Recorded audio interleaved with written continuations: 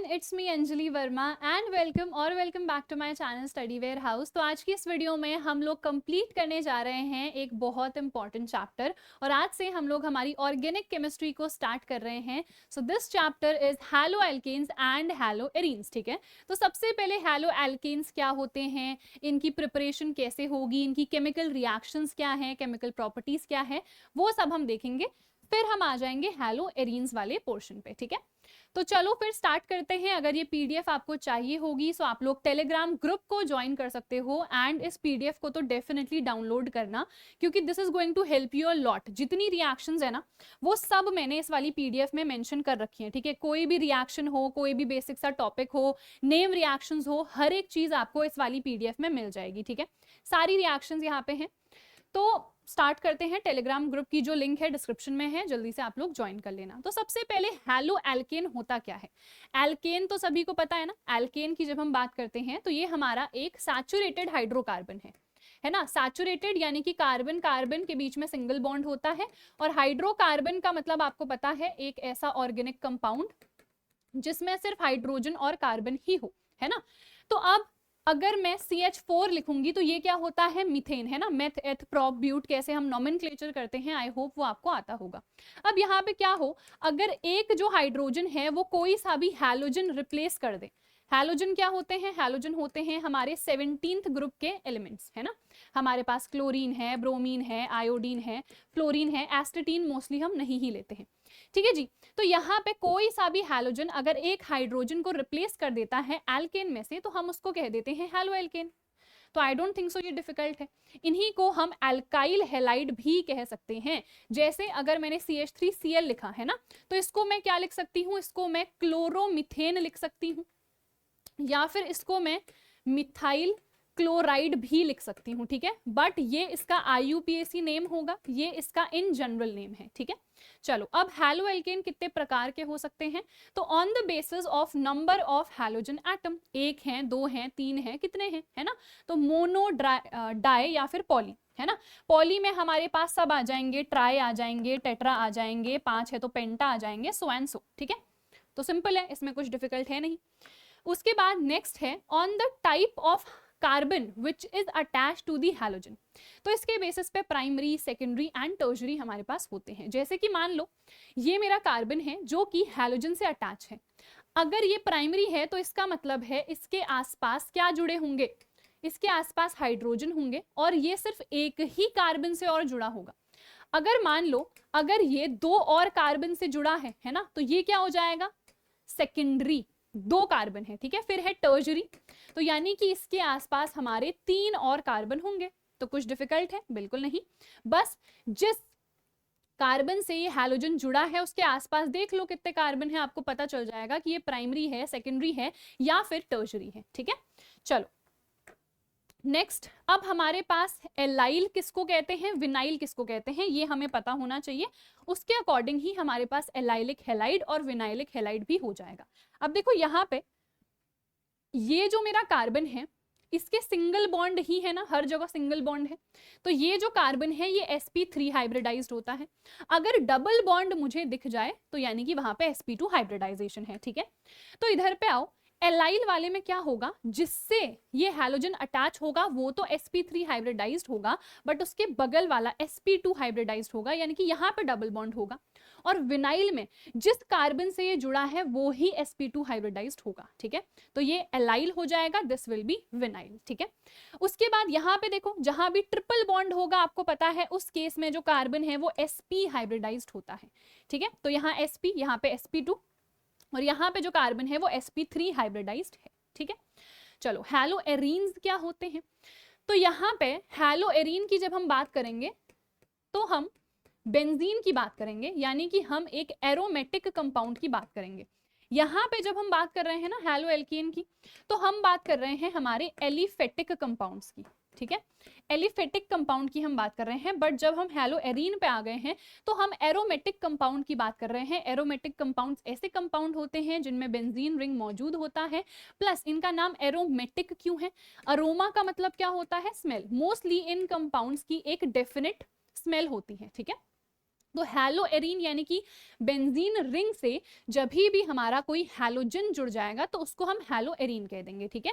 इन्हीं को हम एरिल हेलाइड भी कह देते हैं, जैसे उनको एल्किल हेलाइड कह रहे थे वैसे ही इनको हम एरिल हेलाइड कह देते हैं, ठीक है। इसका भी क्लासिफिकेशन हो सकता है मोनो यानी कि एक ही हैलोजन है, डाई यानी कि दो हमारे पास है, ठीक है। अब दो में भी आपको पता है ऑर्थो, मेटा और पैरा पोजिशन हमारे पास होती है, यानी कि जैसे मान लो एक क्लोरीन यहाँ पे है, ठीक है, एक क्लोरीन यहाँ पे है और एक यहाँ पे आ गया तो ये ऑर्थो पोजीशन कहलाती है, ठीक है। फिर दूसरा हमारे पास क्या होता है, एक क्लोरीन यहाँ पे है एक यहाँ पे, तो ये पैरा पोजीशन कहलाती है। फिर तीसरा हमारे पास होता है अगर एक क्लोरीन यहाँ है और एक यहाँ पे है तो इसको हम मेटा पोजीशन कहते हैं, ठीक है। चलिए उसके बाद हमारे पास पॉली यानी कि जब दो से ज्यादा होंगे, ठीक है। तो जैसे यहाँ पे 3 हो गए हैं, ठीक है। यहाँ पे देखो इस टाइप का कोई स्ट्रक्चर अगर बन जाएगा, यहाँ पे देखो एक Cl एक Cl एक Cl है ना, इसको हम सिंपली ऐसे लिख देते हैं Cl, ठीक है।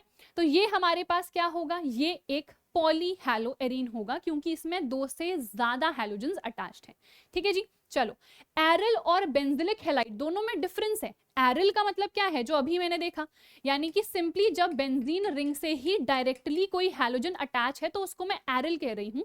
और यहाँ पे आपको पता है ये वाला जो कार्बन होता है ये sp2 हाइब्रिडाइज्ड है क्योंकि बेंजीन रिंग के अंदर ऑल्टरनेट ऑर्डर पे डबल बॉन्ड होते हैं, तो जो भी कार्बन यहाँ पे होगा वो sp2 हाइब्रिडाइज्ड ही होगा। बट जब मैं बेंजिलिक की बात करती हूँ, बेंजाइल क्या होता है, देखो ये होता है हमारा benzyl CH2, this is benzyl, ठीक है। तो यहाँ पे अगर मैंने Cl जोड़ दिया तो ये बेंजाइल क्लोराइड कहलाएगा, ठीक है। तो ये हमारा बेंजिलिक हैलाइड है एक, ठीक है। अगर इस स्ट्रक्चर की मैं बात करूं तो ये बेंजाइलिक नहीं होगा, बेंजाइल का मतलब सिर्फ ये है बेंजीन के साथ CH2 जुड़ा है और उसके साथ कुछ भी हो सकता है, जैसे मान लो यहाँ पे OH भी हो सकता है, तब इसको मैं बेंजाइल अल्कोहल कह दूंगी, ठीक है। चलो तो ये हमारा बेंजिलिक नहीं है क्योंकि यहाँ पे ये वाला जो हमारा कार्बन है this is not directly attached to the benzene ring. जो भी कार्बन हैलोजन से जुड़ा है वो डायरेक्टली बेंजीन से जुड़ा होना चाहिए, जैसे कि यहाँ पे ये इसके साथ अटैच है, ये डायरेक्टली बेंजीन से अटैच है, पर यहाँ पे ऐसा नहीं है, इसके भी बगल वाला अटैच है ना, तो ये बेंजाइलिक नहीं कहलाएगा। बेंजाइल सिर्फ ये वाला स्ट्रक्चर हमारा होगा, ठीक है। आई होप आपको ये चीज क्लियर है, ठीक है। इन्हीं को हम एर एल्किल हैलाइड भी कह देते हैं। तो कई बार एर एल्किल के फॉर्म में आ जाता है, कई बार बेंजिलिक के फॉर्म में आ जाता है, आपको कंफ्यूज नहीं होना है। चलो आगे बढ़ जाते हैं, di substituted haloalkane. Di का मतलब क्या होता है, दो, तो यानी कि जब हमारे पास दो हैलोजन जुड़े हुए हैं एक हमारे एल्केन में। अब यहाँ पे बात ये है, ऐसा भी हो सकता है कि ये मेरे पास कार्बन है, इसी से दोनों हैलोजन जुड़े हुए हैं इस प्रकार से, ठीक है। ऐसा भी हो सकता है कि अगल बगल वाले कार्बन से जुड़े हों, अगल बगल में है तो यानी कि विसिनिटी हम कहते हैं ना, विसिनिटी का मतलब उसी के नियर अराउंड, तो इसको हम कह देते हैं विसिनल, ठीक है। तो ये विसिनल डाई हैलो एल्केन है, जबकि जब एक ही कार्बन से उसी कार्बन से दोनों अटैच होंगे तो उसको हम जेमिनल कह देते हैं, ठीक है। तो ये भी आसान है, कुछ इसमें डिफिकल्ट नहीं है। नेक्स्ट अब शुरू करते हैं प्रिपरेशन मेथड्स। यहाँ पर से रिएक्शंस हमारी स्टार्ट हो रही हैं which are very very important. तो सबसे पहला तो सबसे बेसिक है, सबसे आसान, आप ले लो एल्केन, एल्केन का आप हैलोजनेशन करा दो, यानी कि हैलोजन के साथ इसकी रिएक्शन करा दो तो आपको जो हैलो एल्केन है वो मिल जाएगा, ठीक है। सिमिलरली जब हम हैलो एरीन की बात करेंगे तो हम बेंजीन ले लेंगे, उसकी रिएक्शन हम करा देंगे हैलोजन के साथ, वहां पे फिर हम कुछ और चीजें भी यूज करते हैं जो धीरे धीरे करके हम देखेंगे, ठीक है। तो सबसे पहले क्लोरिनेशन पे आ जाते हैं कि भाई हमारे पास CH4 मैंने मिथेन ले लिया, इसकी रिएक्शन मैंने क्लोरीन के साथ करा दी, तो क्या होगा, ये रिएक्शन सबसे पहले लाइट की प्रेजेंस में होती है, तो एक क्लोरीन एक हाइड्रोजन को रिप्लेस करेगा, ठीक है। तो HCl यहाँ पे से निकल जाएगा। फर्दर क्या होता है, ये काफी रिएक्टिव है, ठीक है, तो ये फर्दर और रिएक्ट करता है Cl2 के साथ, ठीक है। ये और रिएक्ट करता है, फर्दर और रिएक्ट करेगा तो एक और हाइड्रोजन को ये रिप्लेस कर देगा, तो यहाँ पे CH2 Cl2 आ जाएगा और HCl यहाँ पे से निकल जाएगा, ठीक है। तो यहाँ पे 2 क्लोरीन आ गए हैं, ठीक है। उसके बाद फिर से रिएक्शन होगी, एक और हाइड्रोजन बचा है, इसको भी रिप्लेस कर देगा, तो क्या बन जाएगा CHCl3। इसको क्या कहते हैं, इसको क्लोरोफॉर्म भी कहते हैं, ठीक है। उसके बाद एक और हाइड्रोजन बचा है, फिर से ये क्लोरीन के साथ रिएक्ट कर देता है तो CCl4 भी बना देता है। अब CCl4 को हम क्या कहते हैं, कार्बन टेट्राक्लोराइड, बट इसका IUPAC नेम क्या होगा, IUPAC नेम इसका क्या होगा, 1111 टेट्रा, 4 है ना, टेट्रा क्लोरोमीथेन, या 1 नहीं भी लिखोगे क्योंकि एक ही कार्बन है, तो सिंपली टेट्रा क्लोरोमीथेन, ये इसका IUPAC नेम होगा। जनरल वाला है कार्बन टेट्राक्लोराइड, ठीक है। चलिए, उसके बाद है ब्रोमिनेशन। तो ये जो ब्रोमिनेशन है ये उतना इजीली होता नहीं है, ठीक है। दिस इज लेस रिएक्टिव, यहाँ पे तो बहुत जल्दी जल्दी रिएक्शन हो रही है, this is not that reactive, और यहाँ पे इतने सारे प्रोडक्ट नहीं बन रहे हैं। यहाँ पे तो हमने कहा ये फिर से रिएक्ट कर दे रहा, ये फिर से रिएक्ट कर दे रहा, तो इतने सारे प्रोडक्ट हमें देखने को मिल रहे हैं, जो कि यहाँ पे ऐसा नहीं होता है क्योंकि दिस इज लेस रिएक्टिव, इतने सारे प्रोडक्ट हमें नहीं देखने को मिलते हैं। इवन जैसे प्रोपेन की रिएक्शन मैंने करा दी ब्रोमीन के साथ, तो यहाँ पे भी 2 प्रोडक्ट बन सकते हैं। एक होगा 2 ब्रोमो प्रोपेन, यानी कि सेकंड वाले कार्बन पे आके जुड़ रहा है, एक है कि फर्स्ट वाले कार्बन पे आके ही जुड़ रहा है। तो मेजर प्रोडक्ट हमारा ये वाला होता है, ठीक है, ये वाला, कि यहाँ पे तो हाइड्रोजन ही है और ये बीच वाले कार्बन पे आके जुड़ा हुआ है, ठीक है। सो this is the main product. तो ये तो ब्रोमिनेशन हो गया। ऐसे ही आयोडिनेशन भी होगा, फ्लोरिनेशन भी होगा। तो फ्लोरिनेशन हम एल्केन का नहीं कराते हैं क्योंकि आपको पता है जो फ्लोरीन है that is the most electronegative element पूरे पीरियोडिक टेबल का अगर हम देखें तो वो फ्लोरीन ही है। तो यहाँ पे फ्लोरीन क्या होता है, हाईली रिएक्टिव होता है। तो इसकी रिएक्शन जब भी आप कराते हो ना तो बहुत विग्रस रिएक्शन होती है, बहुत वॉयलेंट रिएक्शन होती है, तो इसको हम अवॉइड ही करते हैं। तो अगर हम इसको अवॉइड कर रहे हैं तो आखिरकार हम क्या करते हैं, तो यहाँ पे हम हैलोजन एक्सचेंज मेथड का मोस्टली यूज करते हैं टू प्रिपेयर द फ्लोरोएल्केन, और वो क्या है अभी हम देखेंगे, ठीक है। कुछ नेम रिएक्शंस है, काफी इंपॉर्टेंट भी है। फिलहाल हम आयोडिनेशन देख लेते हैं। आयोडिनेशन का मतलब आयोडीन के साथ आप रिएक्ट कराओगे, ठीक है, बहुत बढ़िया।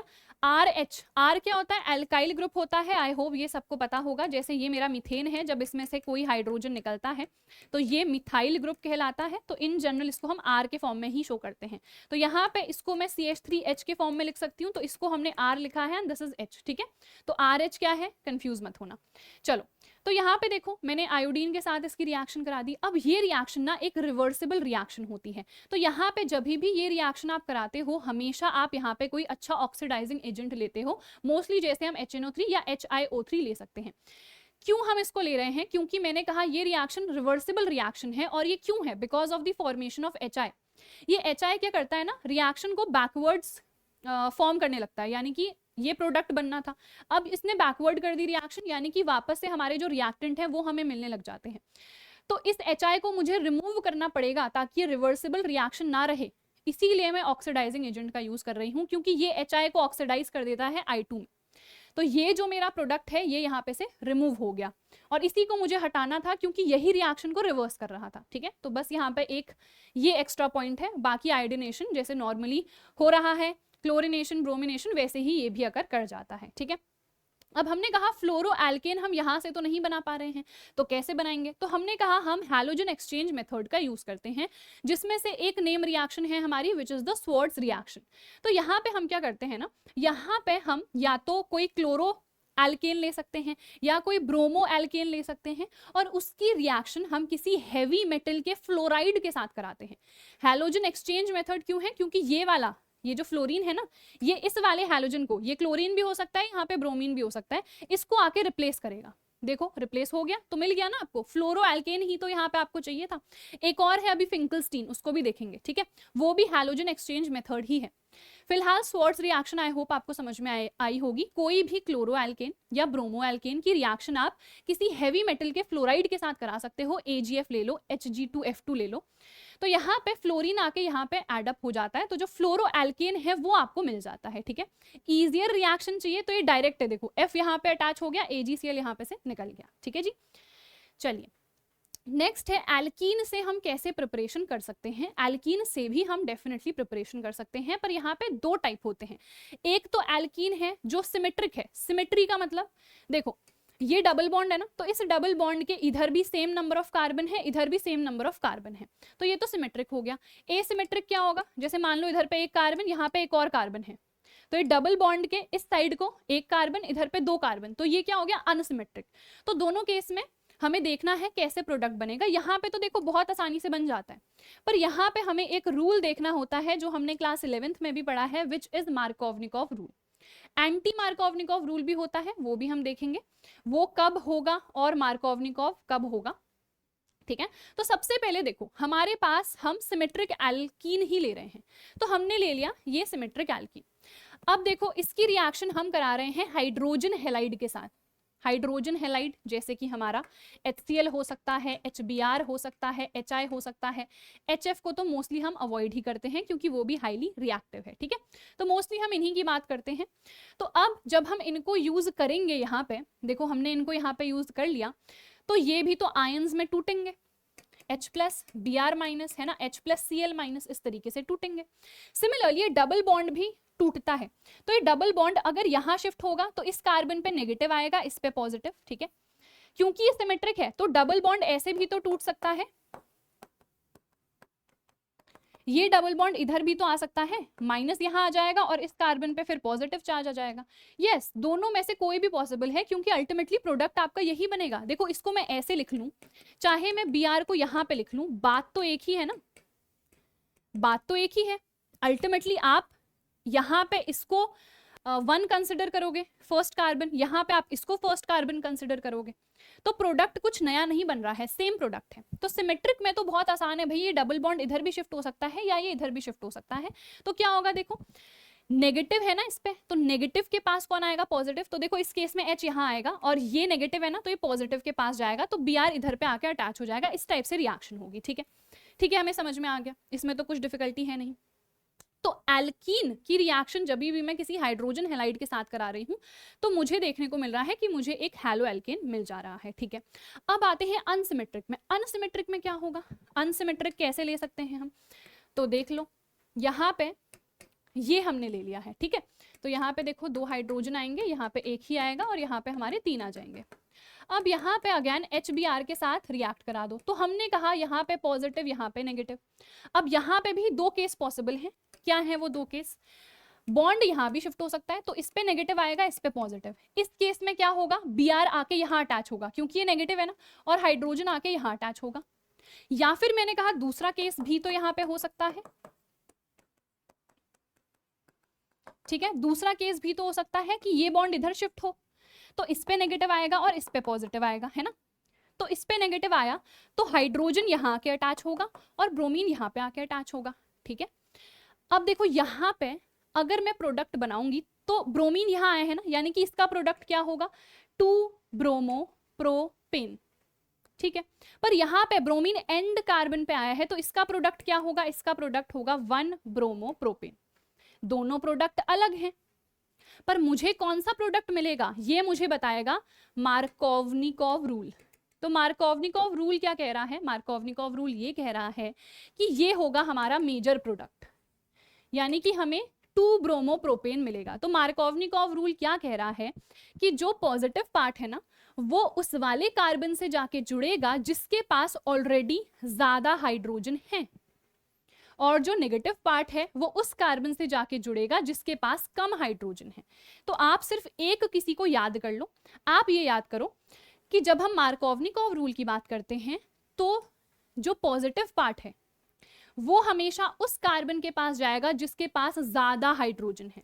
समझ में आया, तो मेजर प्रोडक्ट आपका यही बनेगा। अब दूसरा मैंने कहा एंटी मार्कोवनिकोव रूल भी तो हो सकता है, बिल्कुल हो सकता है। उसमें यानी कि उल्टा हो जाएगा, एंटी का मतलब क्या होता है, उल्टा, उसमें उल्टा हो जाएगा, उसमें ये प्रोडक्ट मेजर होगा, ये माइनर होगा, ये मेजर प्रोडक्ट होगा। यानी कि उस केस में जो पॉजिटिव पार्ट है मेरा यानी कि हाइड्रोजन, वो कौन से वाले कार्बन से जाके जुड़ेगा जिसके पास कम हाइड्रोजन है। समझ में आ गया, ठीक है। तो ये सब चीज मैंने नोट्स में भी मेंशन करी है और हमने अच्छे तरीके से इसको समझ भी लिया है। अब एंटी मार्कोवनिकोव के लिए कुछ हमारी कंडीशन भी होती है। सबसे पहली कंडीशन कि ये सिर्फ HBr के साथ ही होगा, ना HI के साथ, ना HCl के साथ, सिर्फ HBr के साथ ही होगा, ठीक है, एंटी मार्कोवनिकोव। प्लस यहाँ पे एक पेरोक्साइड की प्रेजेंस भी जरूरी है, इसीलिए ये जो एंटी मार्कोवनिकोव रूल है ना इसको हम पेरोक्साइड इफेक्ट भी कहते हैं या खरश इफेक्ट भी कहते हैं, ठीक है। तो 2 कंडीशन है, एक तो HBr के साथ ही होगा, दूसरे किसी के साथ नहीं होगा, और पेरोक्साइड की प्रेजेंस भी यहाँ पे जरूरी है। तो जैसे यहाँ पे हमने बेंजोइल पेरोक्साइड ले लिया है, तो देखो यहाँ पे अब मेजर प्रोडक्ट क्या है, मेजर प्रोडक्ट है 1 ब्रोमो प्रोपेन, ठीक है जी।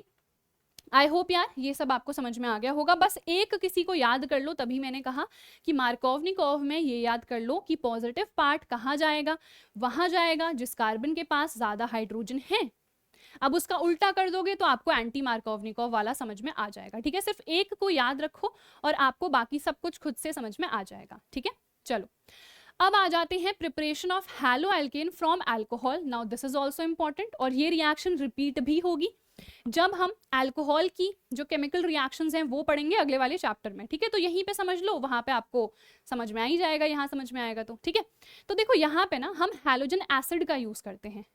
यहाँ पे मैंने आपसे क्या कहा था, यहाँ पे मैंने आपसे क्या कहा था, देखो मैंने आपसे कहा कि यहाँ पर हम हाइड्रोजन हैलाइड का यूज कर रहे हैं, यहाँ पे हम हैलोजन एसिड का यूज नहीं कर रहे थे, क्योंकि हैलोजन एसिड जब टर्म आता है तो उसका मतलब है वहां पे पानी भी मौजूद है। अगर एल्कीन पानी के साथ रिएक्ट कर देना तो ये हमको अल्कोहल देता है। हमें क्या यहाँ पे अल्कोहल चाहिए है एज अ प्रोडक्ट? नहीं, हमें क्या चाहिए है, हमें इस केस में हम हैलो एल्केन बना रहे हैं तो मुझे हैलो एल्केन चाहिए ना एज द मेजर प्रोडक्ट, मेरे को ये अल्कोहल तो चाहिए ही नहीं। तो यहाँ पे आप हैलोजन एसिड का इस्तेमाल नहीं करोगे। अब जो हम रिएक्शन देख रहे हैं वहां पे हम हैलोजन एसिड का यूज करेंगे। तो HCl है, HBr है, HI है, इसमें भी सबसे ज्यादा रिएक्टिव कौन है ये पूछा जाता है। तो भाई HI ना हमारा सबसे ज्यादा रिएक्टिव होता है। ये चीजें हम आगे भी यूज करेंगे तो अभी ही याद कर लो। इन तीनों में जब हम कंपेयर करते हैं सबसे ज्यादा रिएक्टिव क्या होता है, हाइड्रोजन आयोडाइड, ठीक है। HI सबसे ज्यादा रिएक्टिव है। अब ये जो HI है सबसे ज्यादा रिएक्टिव क्यों है, क्योंकि जब हम डाउन द ग्रुप जाते हैं, देखो जब हम 17th ग्रुप की बात कर रहे हैं तो सबसे ऊपर फ्लोरीन आता है, फिर क्लोरीन है ना, आयोडीन नीचे आ रहा है ना, सबसे आयोडीन सबसे नीचे आ रहा है ग्रुप में। जब हम ग्रुप में नीचे आते हैं तो साइज हमारा बढ़ता है ना, सबको पता है साइज क्यों बढ़ रहा है, नंबर ऑफ शेल बढ़ रही है। तो यानी कि जो मेरी बॉन्ड लेंथ होगी, जब मैं HI को देखूंगी तो आयोडीन तो बहुत बड़ा है, तो जो बॉन्ड लेंथ होगी वो बहुत ज्यादा होगी। जब भी बॉन्ड लेंथ ज्यादा होती है तो जो स्ट्रेंथ है बॉन्ड की वो कम होती है।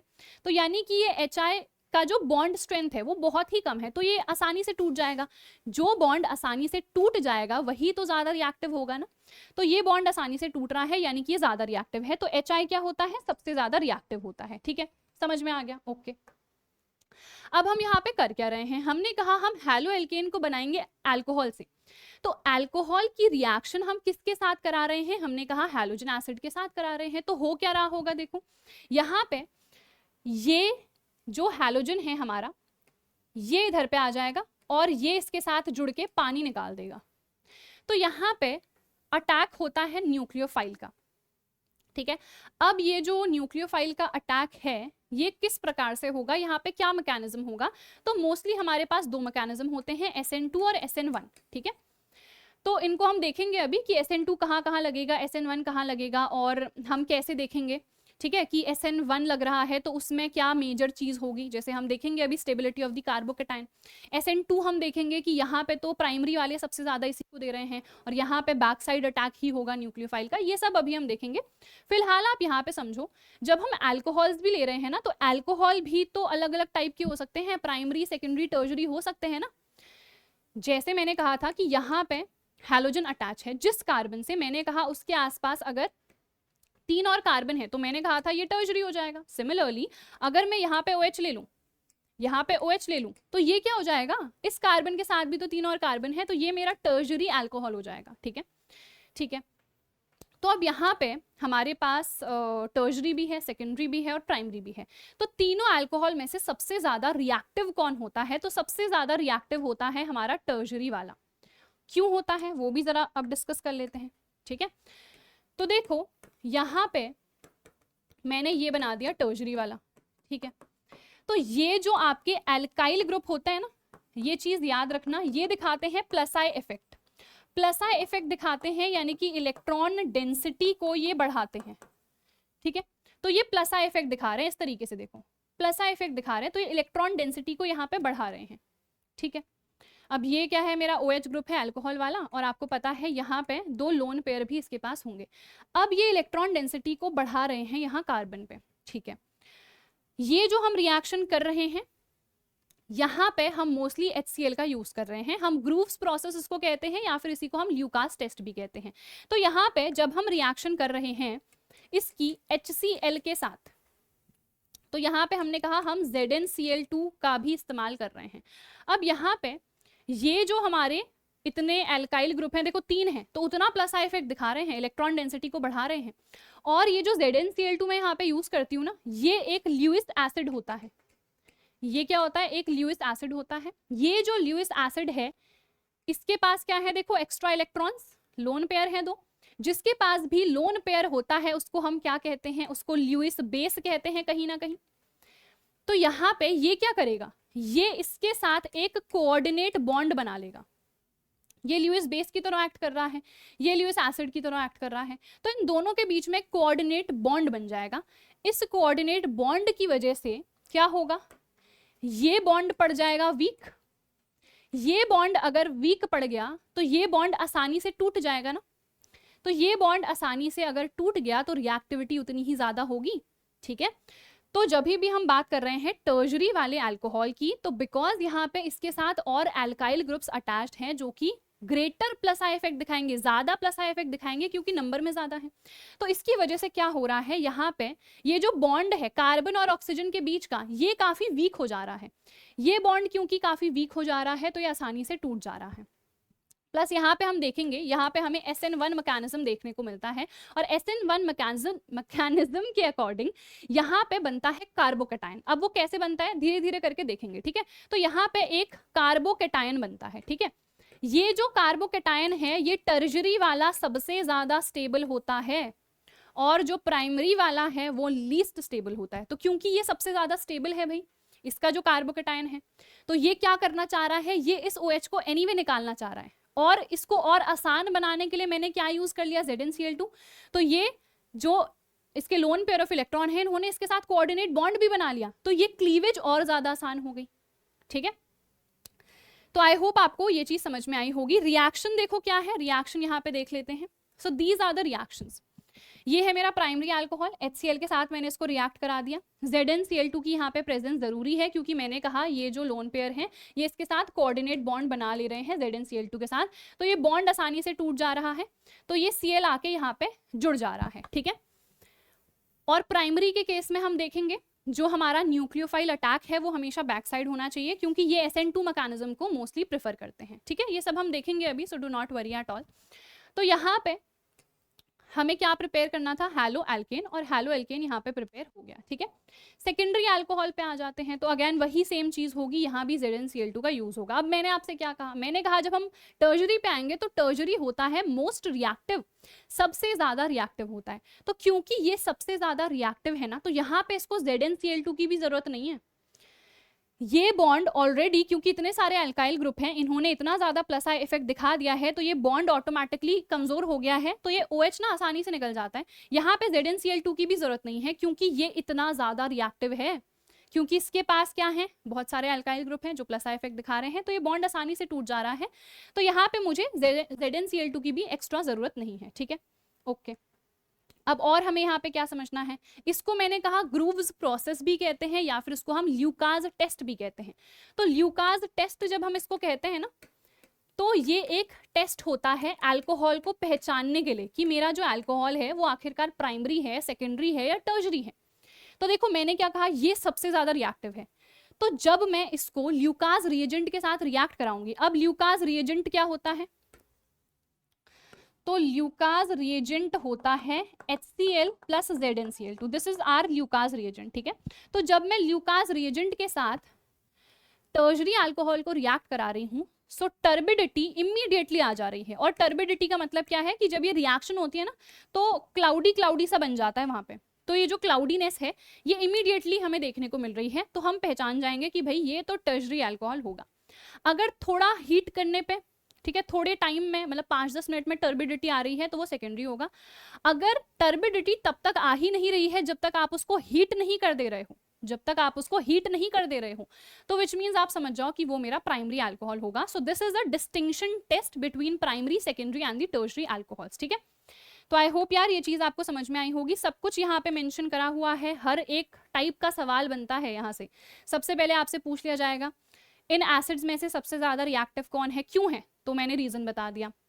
सबसे ज्यादा रिएक्टिव कौन सा अल्कोहल है? हमने कहा ये क्यों? क्योंकि यहाँ पे ग्रेटर प्लस आई इफेक्ट है, प्लस जो कार्बोकेटायन है हमारा टर्जरी वाला वो सबसे ज्यादा स्टेबल है। ठीक है, फिर जो हमारा ल्यूकास टेस्ट है तो उसको एज अ डिस्टिंक्शन टेस्ट हम कैसे यूज कर रहे हैं हमने ये पढ़ लिया, ठीक है। इसके अलावा क्वेश्चन आता है ये ZnCl2 का काम क्या है, तो हमने वो भी देख लिया कि ZnCl2 एक ल्यूइस एसिड है, तो ये कोऑर्डिनेट बॉन्ड बना दे रहा है हमारे लोन पेयर के साथ। अब ये कोऑर्डिनेट बॉन्ड बना रहा है तो जो बॉन्ड क्लीवेज है वो आसान हो जा रही है। बॉन्ड क्लीवेज मतलब बॉन्ड टूटना, ठीक है। ये जो बॉन्ड है यहाँ पे ये आसानी से टूट जा रहा है, क्यों? क्योंकि इसने किसी और के साथ बॉन्ड बना लिया, ठीक है। समझ रहे हो तुम लोग? तो इस तरीके से ये सारे टाइप के क्वेश्चंस यहाँ पे से आते हैं, छोटे छोटे MCQ के फॉर्मेट में आ सकते हैं, ठीक है। मान लो किसी केस स्टडी के फॉर्म में आ गया तो आपको पता होना चाहिए। नेक्स्ट पे आ जाते हैं, now is the reaction with thionyl chloride SOCl2। ये होता है हमारा डार्जन्स मेथड, तो ये एक नेम रिएक्शन भी है, जैसे स्वार्ट्ज रिएक्शन देखी, आगे फिंकलस्टीन देखेंगे, ये सब हमारी नेम रिएक्शंस है और नेम रिएक्शंस हमें अच्छे तरीके से लर्न करनी है। अब यहाँ पे डार्जन्स मेथड में हम क्या कर रहे हैं, अगेन हम अल्कोहल ही ले रहे हैं, इसकी रिएक्शन थायोनिल क्लोराइड के साथ कर दे रहे हैं, तो वापस से ये वाला बॉन्ड टूटेगा, क्लोरीन यहाँ पे आके अटैच हो जाएगा और ये रिएक्शन सिर्फ क्लोरोबेंजीन नहीं, क्लोरो एल्केन के लिए ही है। क्यों? क्योंकि थायोनिल ब्रोमाइड या थायोनिल आयोडाइड एग्जिस्ट ही नहीं करता है, ठीक है। तो ये रिएक्शन सिर्फ हमारे क्लोरो एल्केन्स के लिए ही है और ये एक बहुत इफेक्टिव मेथड मानी जाती है। क्यों? क्योंकि यहाँ पे ये जो दो प्रोडक्ट्स बन रहे हैं ना, ये दोनों गैसेज हैं। अब ये गैसेज हैं तो ये उड़ जाएंगी, इवेपोरेट हो जाएंगी, निकल जाएंगी, तो मेन जो मुझे प्रोडक्ट मिलेगा वो सिर्फ यही मिलेगा ना, तो ये एक बहुत इफेक्टिव मेथड मानी जाती है, ठीक है। फिर हम अल्कोहल की रिएक्शन फोस्फोरस के हेलाइड के साथ भी करा सकते हैं, तभी भी सेम चीज होगी, क्लोरीन आके यहाँ पे अटैच हो जाएगा या फिर ब्रोमीन आके यहाँ पे अटैच हो जाएगा, ठीक है। तो सबसे पहले जैसे PCl5 के साथ मैं रिएक्शन करा सकती हूँ, तो देखो यहाँ पे Cl आ जाता है। एक और चीज, जब भी हम PCl5 लेते हैं तो प्रोडक्ट POCl3 बनता है। अगर आप PCl3 ले लोगे तो प्रोडक्ट H3PO3 बनेगा। ये चीजें आपको जरा ध्यान देनी है, ठीक है। फिर देखो जब हम PBr3 के साथ रिएक्शन कराते हैं ना, पहली बात PBr5 तो एग्जिस्ट ही नहीं करता, इवन PI5 भी एग्जिस्ट नहीं करता, तो ये आप रिएक्शंस इनके साथ नहीं करा सकते हो, ठीक है।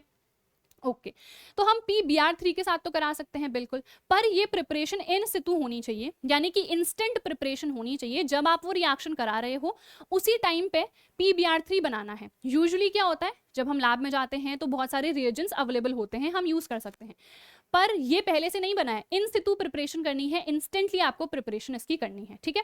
तो यहाँ पे भी देखो रिएक्ट कराओगे तो Br3 है ना, तो यहाँ भी प्रोडक्ट H3PO3 ही बनेगा, which is the phosphorus acid. H3PO4 क्या होता है, ये फोस्फोरिक एसिड होता है। और IC कहाँ आता है, जहाँ ऑक्सीडेशन स्टेट ज्यादा होती है। OUS कहाँ आता है, जहाँ ऑक्सीडेशन स्टेट कम होती है, ठीक है। ये सब हमने पढ़ा हुआ है। चलो इसके अलावा PI3 के साथ अगर आप रिएक्ट कराओगे तभी भी आपको इन सितु प्रिपरेशन ही करनी है, सेम जैसे यहाँ पे हुआ है, ठीक है। चलो नेक्स्ट फिंकलस्टीन, ये भी हैलोजन एक्सचेंज मेथड ही है, जैसे हमने स्वार्ट्ज रिएक्शन पढ़ी थी, सेम रिएक्शन ये भी है। यहाँ पे हम क्या रिएजेंट यूज करते हैं, यहाँ पे हम सोडियम आयोडाइड के साथ रिएक्शन कराते हैं in the presence of acetone. Acetone क्यों यूज करते हैं, तो एसीटोन बेसिकली एक सॉल्वेंट है। यहाँ पे देखो ये रिएक्शन हुई तो ये सोडियम क्लोराइड क्या हो गया मेरा, प्रेसिपिटेट हो गया, ये बाय प्रोडक्ट बन गया। ये जो सोडियम क्लोराइड है ये आयनिक होता है ना, और ये क्या होता है, पोलर होता है। तो आपको पता है ये इसमें डिसॉल्व होगा नहीं, घुलेगा नहीं, तो ये नीचे पे प्रेसिपिटेट हो जाएगा, नीचे पे आ जाएगा, तो मेरा जो मेन प्रोडक्ट है, जो भी मेरा आयोडो एल्केन है, वो मुझे मिल जाएगा। इसीलिए हम यहाँ पे एसीटोन भी यूज करते हैं, ठीक है। And this reaction is specifically for iodoalkane only, तभी हम सोडियम आयोडाइड का यूज कर रहे हैं, ठीक है। जो अभी मैंने आपको स्वार्ट्ज रिएक्शन पढ़ाई थी वो फ्लोरो एल्केन के लिए थी, सिमिलरली ये आयोडो एल्केन के लिए ही है, ठीक है। आई होप आपको समझ में आ गया होगा। अच्छा एक और चीज, यहाँ पे हम क्लोरो एल्केन भी ले सकते हैं, ठीक है। आप यहाँ पे RBr भी ले सकते हो, तो यहाँ पे NaBr बन जाएगा, ये भी आयनिक ही होता है, तो एसीटोन में घुलेगा नहीं, तो ये प्रेसिपिटेट हो जाएगा नीचे, ठीक है। चलिए फिर है Borodin Hunsdiecker reaction, again this is a name reaction. तो यहाँ पे हम क्या करते हैं ना, हम सिल्वर सॉल्ट लेते हैं कार्बोक्सिलिक एसिड का। देखो जी मेरा कार्बोक्सिलिक एसिड होता क्या है, RC डबल बॉन्ड OOH, ठीक है। अब जब ये हाइड्रोजन कोई दूसरा मेटल रिप्लेस कर दे, जैसे मान लो सोडियम ने कर दिया या सिल्वर ने कर दिया, तो मैं इसको क्या कह दूंगी, sodium salt of carboxylic acid. यहाँ पे सिल्वर ने करा है तो मैं इसको कह दूंगी silver salt of carboxylic acid. तो इसकी रिएक्शन हम किसके साथ कराएंगे, देखो नाम में क्या है, बोरोडीन हुन्सडीकर, तो ब्रोमीन के साथ रिएक्शन हम कराते हैं in the presence of CCl4, ठीक है। मोस्टली CCl4 की प्रेजेंस में ही ये हमारी रिएक्शन होती है। और यहाँ पे क्या होता है, देखो इधर पे 2 कार्बन है, बट जो आपको यहाँ पे हैलो एल्केन मिलेगा ना, वहां पे सिर्फ एक ही कार्बन होगा, क्योंकि दूसरा कार्बन कहाँ चला गया, उड़ गया, CO2 के फॉर्म में निकल गया वो, ठीक है। एंड इसके साथ साथ AgBr यहाँ पे बन जाएगा, एक Br तो यहाँ आके अटैच हो गया, एक Br इस सिल्वर के साथ चला जाएगा, ठीक है। और ये एक डीकार्बोक्सिलेशन रिएक्शन भी कहलाएगी, क्यों, क्योंकि CO2 रिमूव यहाँ पर से हो जा रहा है, ठीक है। चलो नेक्स्ट पे आ जाते हैं, जस्ट 1 सेकेंड, ठीक है। चलो नेक्स्ट पे आ जाते हैं। अब नेचर ऑफ CX बॉन्ड, तो ये तो बड़ा आसान है, इसमें कुछ डिफिकल्ट नहीं है। देखो मान लो मैं मिथेन ही बना ले रही हूँ, ठीक है। ये क्या है, मेरा मिथेन है, क्लोरीन ने एक हाइड्रोजन को रिप्लेस कर दिया, ठीक है। तो विच मीन्स मैंने क्लोरोमिथेन यहाँ पे बना दिया। अब आपको एक चीज पता है, क्या चीज पता है, जितने भी मेरे हैलोजन्स होते हैं वो क्या होते हैं, इलेक्ट्रोनेगेटिव होते हैं, ठीक है। तो ये क्या करेंगे, यहाँ पे इनके बीच में शेयरिंग हुई होगी ना, इलेक्ट्रॉन की यहाँ पे शेयरिंग हुई होगी इस प्रकार से। तो ये जो शेयर्ड पेयर ऑफ इलेक्ट्रॉन है, आपको पता है जो ज्यादा इलेक्ट्रोनेगेटिव होता है वो अपनी ओर को खींचता है, तो यानी कि क्लोरीन इस शेयर्ड पेयर ऑफ इलेक्ट्रॉन को अपनी ओर को खींचने की ज्यादा कोशिश करेगा। तो इस पे पार्शियल नेगेटिव चार्ज आएगा, इस पे पार्शियल पॉजिटिव चार्ज आएगा, है ना। तो यहाँ पे विच मीन्स ये बॉन्ड कैसा होता है, पोलर, पोलैरिटी यहाँ पे एग्जिस्ट करती है, पोलर बॉन्ड ये होता है। पोलर बॉन्ड की वजह से ही हम इसकी बहुत सारी प्रॉपर्टीज भी देखते हैं आगे, ठीक है। इसके अलावा जो बॉन्ड स्ट्रेंथ है वो इस तरीके से डिक्रीज करती है। सबसे ज्यादा जो बॉन्ड स्ट्रेंथ है वो किसकी है, वो हमारे फ्लोरो एल्केन्स की है। क्यों, क्योंकि आपको पता है जो फ्लोरीन है उसका साइज सबसे कम होता है। साइज अगर कम है तो अभी मैंने आपको जो बताया था ना, बॉन्ड लेंथ बॉन्ड स्ट्रेंथ वाला, सेम चीज, इसका साइज छोटा है तो बॉन्ड लेंथ कम है। बॉन्ड लेंथ अगर कम है तो जो बॉन्ड स्ट्रेंथ है वो बहुत ज्यादा होगी। इसकी मैं बात करूं तो यहाँ पे क्या है, यहाँ पे हमने कहा लेंथ बढ़ गई, लेंथ अगर यहाँ पे बढ़ गई है तो बॉन्ड स्ट्रेंथ कम हो गई ना, तो इसीलिए यहाँ पे जो बॉन्ड स्ट्रेंथ है वो सबसे कम होती है, ठीक है जी। चलिए, तो ये बेसिक चीजें हम लोगों ने यहाँ पे देख ली है। प्लस यहाँ पे हमने कहा इस पे क्या है, पार्शियल पॉजिटिव चार्ज आ रहा है, जिसकी वजह से कोई न्यूक्लियोफाइल यहाँ पे अटैक कर सकता है, ठीक है। कोई न्यूक्लियोफाइल आके इस कार्बन से जुड़ सकता है। न्यूक्लियोफाइल अब होता क्या है, तो न्यूक्लियोफाइल को आप ऐसे X माइनस करके भी शो कर सकते हो। X जरूरी नहीं है, ठीक है, क्योंकि X तो हम हैलोजन के लिए कर लेते हैं यूजुअली यूज, तो NU माइनस करके आप शो कर सकते हो। न्यूक्लियोफाइल में हमेशा नेगेटिव चार्ज होगा। कैसे लर्न करें, न्यूक्लियो का मतलब न्यूक्लियस, फाइल का मतलब होता है प्यार, लव, ठीक है।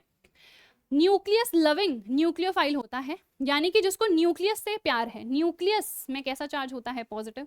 तो जो पॉजिटिव से प्यार करे वो कैसा होगा, नेगेटिव ही तो होगा, क्योंकि ऑपोजिट्स हमेशा अट्रैक्ट करते हैं। तो न्यूक्लियोफाइल कैसा होता है, नेगेटिव होता है। तो क्योंकि इस पे पार्शियल पॉजिटिव चार्ज आ रहा है तो कोई दूसरा न्यूक्लियोफाइल आके इससे जुड़ सकता है। अब डिपेंड करता है मैकेनिज्म क्या है, हमने क्या कहा SN1 SN2 दो मैकेनिज्म होते हैं, दोनों अभी हम देखेंगे, ठीक है। चलिए, उसके बाद नेक्स्ट पे आ जाते हैं physical properties of alkyl halides या फिर हैलो एल्केन्स। तो सिंपल है, इसमें भी कुछ डिफिकल्ट नहीं है। फिजिकल स्टेट, तो सबसे पहले जब हम लोअर मेंबर्स की बात करते हैं तो वो मोस्टली गैसेस होते हैं, क्योंकि बॉन्ड उतना स्ट्रांग नहीं होता है। फिर जैसे जैसे हम ऊपर जाते हैं तो बॉन्ड स्ट्रांग होता जाता है, तो फर्दर ये लिक्विड्स होते हैं। फिर जब हम और ऊपर जाएंगे तो वो हमें सॉलिड्स के फॉर्म में मिलेंगे। क्यों, क्योंकि वहां पे क्या है, सबसे ज्यादा स्ट्रॉन्ग फोर्स ऑफ अट्रैक्शन है, ठीक है। बॉइलिंग पॉइंट की बात करें तो अगर हम नॉर्मल एल्केन से कंपेयर करेंगे ना तो इनका बॉइलिंग पॉइंट ज्यादा होता है। क्यों होता है, क्योंकि अभी मैंने देखा यहाँ पे पोलैरिटी है, यानी कि partial positive partial negative charge था। तो यानी कि यहाँ पे क्या है, देखो स्ट्रॉन्ग फोर्स ऑफ अट्रैक्शन लगेगा ना, पॉजिटिव नेगेटिव हमने कहा ज्यादा अट्रैक्ट करते हैं, तो यहाँ पे जो फोर्स ऑफ अट्रैक्शन है वो ज्यादा लगेगा। फोर्स ऑफ अट्रैक्शन ज्यादा है तो उसको तोड़ने के लिए उतनी ही एनर्जी देनी पड़ेगी, तो बॉइलिंग पॉइंट क्या हो जाएगा, ज्यादा। अगर आप आइसोमर्स को कंपेयर करो, मतलब मान लो आप एक तो ऐसा वाला स्ट्रक्चर ले रहे हो और एक आप ऐसे ब्रांचिंग वाला स्ट्रक्चर ले रहे हो, तो इन दोनों में से ज्यादा बॉइलिंग पॉइंट इसका होगा, इसका बॉइलिंग पॉइंट कम होगा। क्यों, क्योंकि यहाँ पे ब्रांचिंग हो गई। अब ब्रांचिंग की वजह से होता क्या है, सरफेस एरिया कम हो जाती है। सरफेस एरिया अगर कम हो गई है तो यहाँ पे इसको आप आसानी से तोड़ पाते हो। इसको आसानी से तोड़ सकती हूँ, यानी कि एनर्जी कम चाहिए, है ना, तो बॉइलिंग पॉइंट यहाँ पे क्या होगा, कम, यहाँ पे होता है ज्यादा, ठीक है। ये सब कुछ यहाँ पे मेंशन्ड आपको मिल जाएगा। इसके अलावा जो बॉइलिंग पॉइंट है that increases with molecular mass, यानी कि जब आप नीचे को आओगे, जब आप CI की बात करते हो, ठीक है। तो इसका जो बॉइलिंग पॉइंट है वो सबसे ज्यादा होता है and that is because of molecular mass, ठीक है। आयोडीन का जो मॉलिक्यूलर मास है वो सबसे ज्यादा होता है, सबसे ज्यादा भारी है, तो वहां पे इस बॉन्ड को तोड़ने के लिए भी आपको उतनी ही एनर्जी देनी पड़ेगी, ठीक है। तो उतनी ही एनर्जी अगर मेरे को देनी पड़ेगी इसको तोड़ने के लिए, तो यहाँ पे बॉइलिंग पॉइंट क्या हो जाएगा, बढ़ जाएगा, ठीक है। चलिए फिर आ जाते हैं नेक्स्ट पे, सॉल्युबिलिटी। तो ये मोस्टली हमारे इनसॉल्युबल होते हैं। अब आप कहोगे पानी तो होता है पोलर, और अभी मैंने देखा कि ये जो हैलो एल्केन है ये भी पोलर है, तो लाइक डिजॉल्व लाइक का कॉन्सेप्ट तो होता ही है, हमने पढ़ा था सॉल्यूशंस में। तो यानी कि ये अगर पोलर है, पानी भी पोलर है, तो ये इसमें डिसॉल्व होना चाहिए था, पर ये नहीं डिसॉल्व होता है, क्योंकि कोई भी कंपाउंड अगर पानी में डिसॉल्व होना चाह रहा है ना, तो उसको पानी के साथ हाइड्रोजन बॉन्डिंग करनी पड़ेगी, पर ये हाइड्रोजन बॉन्डिंग नहीं कर पाता है, जिसकी वजह से ये सॉल्यूबल नहीं होते हैं पानी में। आप कोई नॉन पोलर सॉल्वेंट ले लो, आप कोई ऑर्गेनिक सॉल्वेंट ले लो, उसमें ये डेफिनेटली सॉल्यूबल होगा, ठीक है। जैसे बेंजीन है, ईथर है, इन सब में सॉल्यूबल होगा। फिर आ जाते हैं डेंसिटी पे। तो जैसे जैसे हमारा मॉलिक्यूलर मास बढ़ेगा तो ऑब्वियसली डेंसिटी बढ़ेगी, क्योंकि डेंसिटी क्या होता है, मास अपॉन वॉल्यूम, ठीक है। तो आयोडाइड के केस में मैंने कहा मॉलिक्यूलर मास सबसे ज्यादा है, तो इसका जो डेंसिटी है वो भी सबसे ज्यादा होगी, ठीक है। चलिए, पानी से ये मोस्टली ज्यादा ही भारी होते हैं, यानी कि पानी से ज्यादा डेंसिटी इनकी होती है, एक्सेप्ट फॉर फ्यू केसेस ये हल्के होते हैं दैन वाटर, ठीक है। चलो नेक्स्ट है ओडर एंड अपीयरेंस, यानी कि इनकी स्मेल कैसी है और इनका कलर क्या है। तो मोस्टली कलरलेस लिक्विड ही होते हैं एंड इनकी स्वीट स्मेल होती है। बट अगर हम देखें कि लाइट में एक्सपोज कर दें तो मोस्टली इनका ऑक्सीडेशन हो जाता है, जिसकी वजह से यहाँ पे हमें या तो ब्राउन या फिर वॉयलेट कलर देखने को मिलता है, brown for the bromides and violet for the iodides, ठीक है। चलो अब आ जाते हैं केमिकल प्रॉपर्टीज में। यहीं पे हम देखने वाले हैं कि क्या क्या रिएक्शन है। तो मैंने आपसे क्या कहा था कि न्यूक्लियोफाइल का अटैक होगा, क्योंकि इस कार्बन पे क्या हो रहा है, हमने कहा पार्शियल पॉजिटिव चार्ज आ रहा है, तो ये न्यूक्लियोफाइल इससे जुड़ना चाह रहा है, क्योंकि इसको तो पॉजिटिव चार्ज से प्यार है ना, तभी तो न्यूक्लियोफाइल है, न्यूक्लियस लविंग है, तो ये पॉजिटिव चार्ज के पास जाना चाह रहा है। SN1 SN2 दो मैकेनिज्म हो सकते हैं, कैसे वो दोनों मैकेनिज्म होंगे वो अभी हम देखेंगे, ठीक है। अगर हम प्राइमरी की बात करेंगे तो प्राइमरी में SN2 मैकेनिज्म ही होता है मोस्टली, और यहाँ पे जब भी SN2 मैकेनिज्म होता है तो न्यूक्लियोफाइल का हमेशा बैक साइड अटैक ही होना चाहिए। अगर SN1 है तो उसमें मैटर नहीं करता, उसमें जो कार्बोकेटाइन है उसकी स्टेबिलिटी ज्यादा मैटर करती है, वो अभी हम देखेंगे। फिलहाल जो रिएक्शंस हैं उनको हम जल्दी से देख लेते हैं। तो देखो ये मेरा न्यूक्लियोफाइल है, तो मैंने क्या कहा, अगर प्राइमरी है तो ये बैक साइड अटैक करेगा, यहाँ पे से आके जुड़ जाएगा, और ये मैंने आपको केमिकल काइनेटिक्स में भी पढ़ाया था, ठीक है। तो इधर पीछे से आके जुड़ जाएगा और ये X- को निकाल देगा, ठीक है। तो देखो जब हम एक्वस KOH के साथ रिएक्शन दिखा देते हैं ना, तो ये OH यहाँ पे जुड़ जाता है, ठीक है, और ये X जो है K के साथ बाहर निकल जाता है। और ये भी इंपॉर्टेंट है कि ये एक्वस KOH होना चाहिए, क्योंकि अभी हम एक और रिएक्शन देखेंगे जो कि किसकी है, जो कि है अल्कोहलिक KOH की। अगर मैं यहाँ पे अल्कोहलिक KOH यूज कर लूंगी ना, तो मेरा प्रोडक्ट जो है वो चेंज हो जाएगा, उस केस में हमें एल्कीन देखने को मिलेगा। तो ये सब रिएक्शंस अच्छे तरीके से आपको ध्यान देनी है, ठीक है। तो एक्वस है तो देखो सिंपली क्या हुआ, OH यहाँ पे आ गया और ये निकल गया इसके साथ, तो KBr बाहर निकल गया, बस वेरी सिंपल। सबसे ज्यादा रिएक्टिविटी किसकी होती है, तो हमने कहा जो हमारे आयोडो एल्केन है उन्हीं की रिएक्टिविटी सबसे ज्यादा है। क्यों, क्योंकि हमने कहा भाई हम डाउन द ग्रुप जा रहे हैं तो बॉन्ड स्ट्रेंथ कम हो रही है, तो वो बॉन्ड आसानी से टूट जाएगा, ठीक है। चलिए उसके बाद, ठीक है ये वाला तो हो गया ना, हाँ। नेक्स्ट एल्कोक्सी ग्रुप के साथ भी सब्स्टिट्यूशन हो सकता है। ये रिएक्शन हम वापस से पढ़ेंगे अभी अल्कोहल, फिनॉल एंड ईथर में। This is a name reaction and this is a very very important reaction. इससे हम ईथर्स की प्रिपरेशन करते हैं, इसका नाम है विलियमसन्स ईथर सिंथेसिस रिएक्शन, ठीक है। तो इसमें हम क्या करते हैं ना, इसमें हम कोई सोडियम एल्कोक्साइड ले लेते हैं, ठीक है, सोडियम एल्कोक्साइड। अब ये सोडियम एल्कोक्साइड है क्या, बेसिकली जैसे ROH होता है ना, इसमें ये H जो है जब सोडियम रिप्लेस कर दे रहा है तो इसको मैं सोडियम एल्कोक्साइड कह रही हूँ, ठीक है। तो सोडियम एल्कोक्साइड के साथ हम रिएक्शन कराते हैं किसकी, किसी भी हैलो एल्केन की। तो इनकी रिएक्शन मैंने इनके साथ करा दी, तो देखो यहाँ पे क्या होगा, यहाँ पे ये दोनों निकल जाते हैं, देखो ये दोनों निकल गए और ये आके यहाँ अटैच हो जाता है, ठीक है। CH3 CH2O CH3 और ये क्या होता है, ईथर। इसका नाम क्या होता है, इसका नाम होता है मिथॉक्सी इथेन। अगर मान लो इस टाइप का कोई है C2H5O C2H5, तो इसका नाम क्या हो जाएगा, इसका नाम इथॉक्सी इथेन हो जाएगा। ये हम ईथर में भी देखेंगे। बट फिलहाल इस तरीके से हम प्रिपरेशन कर सकते हैं हमारे ईथर्स की by the help of the haloalkanes, ठीक है।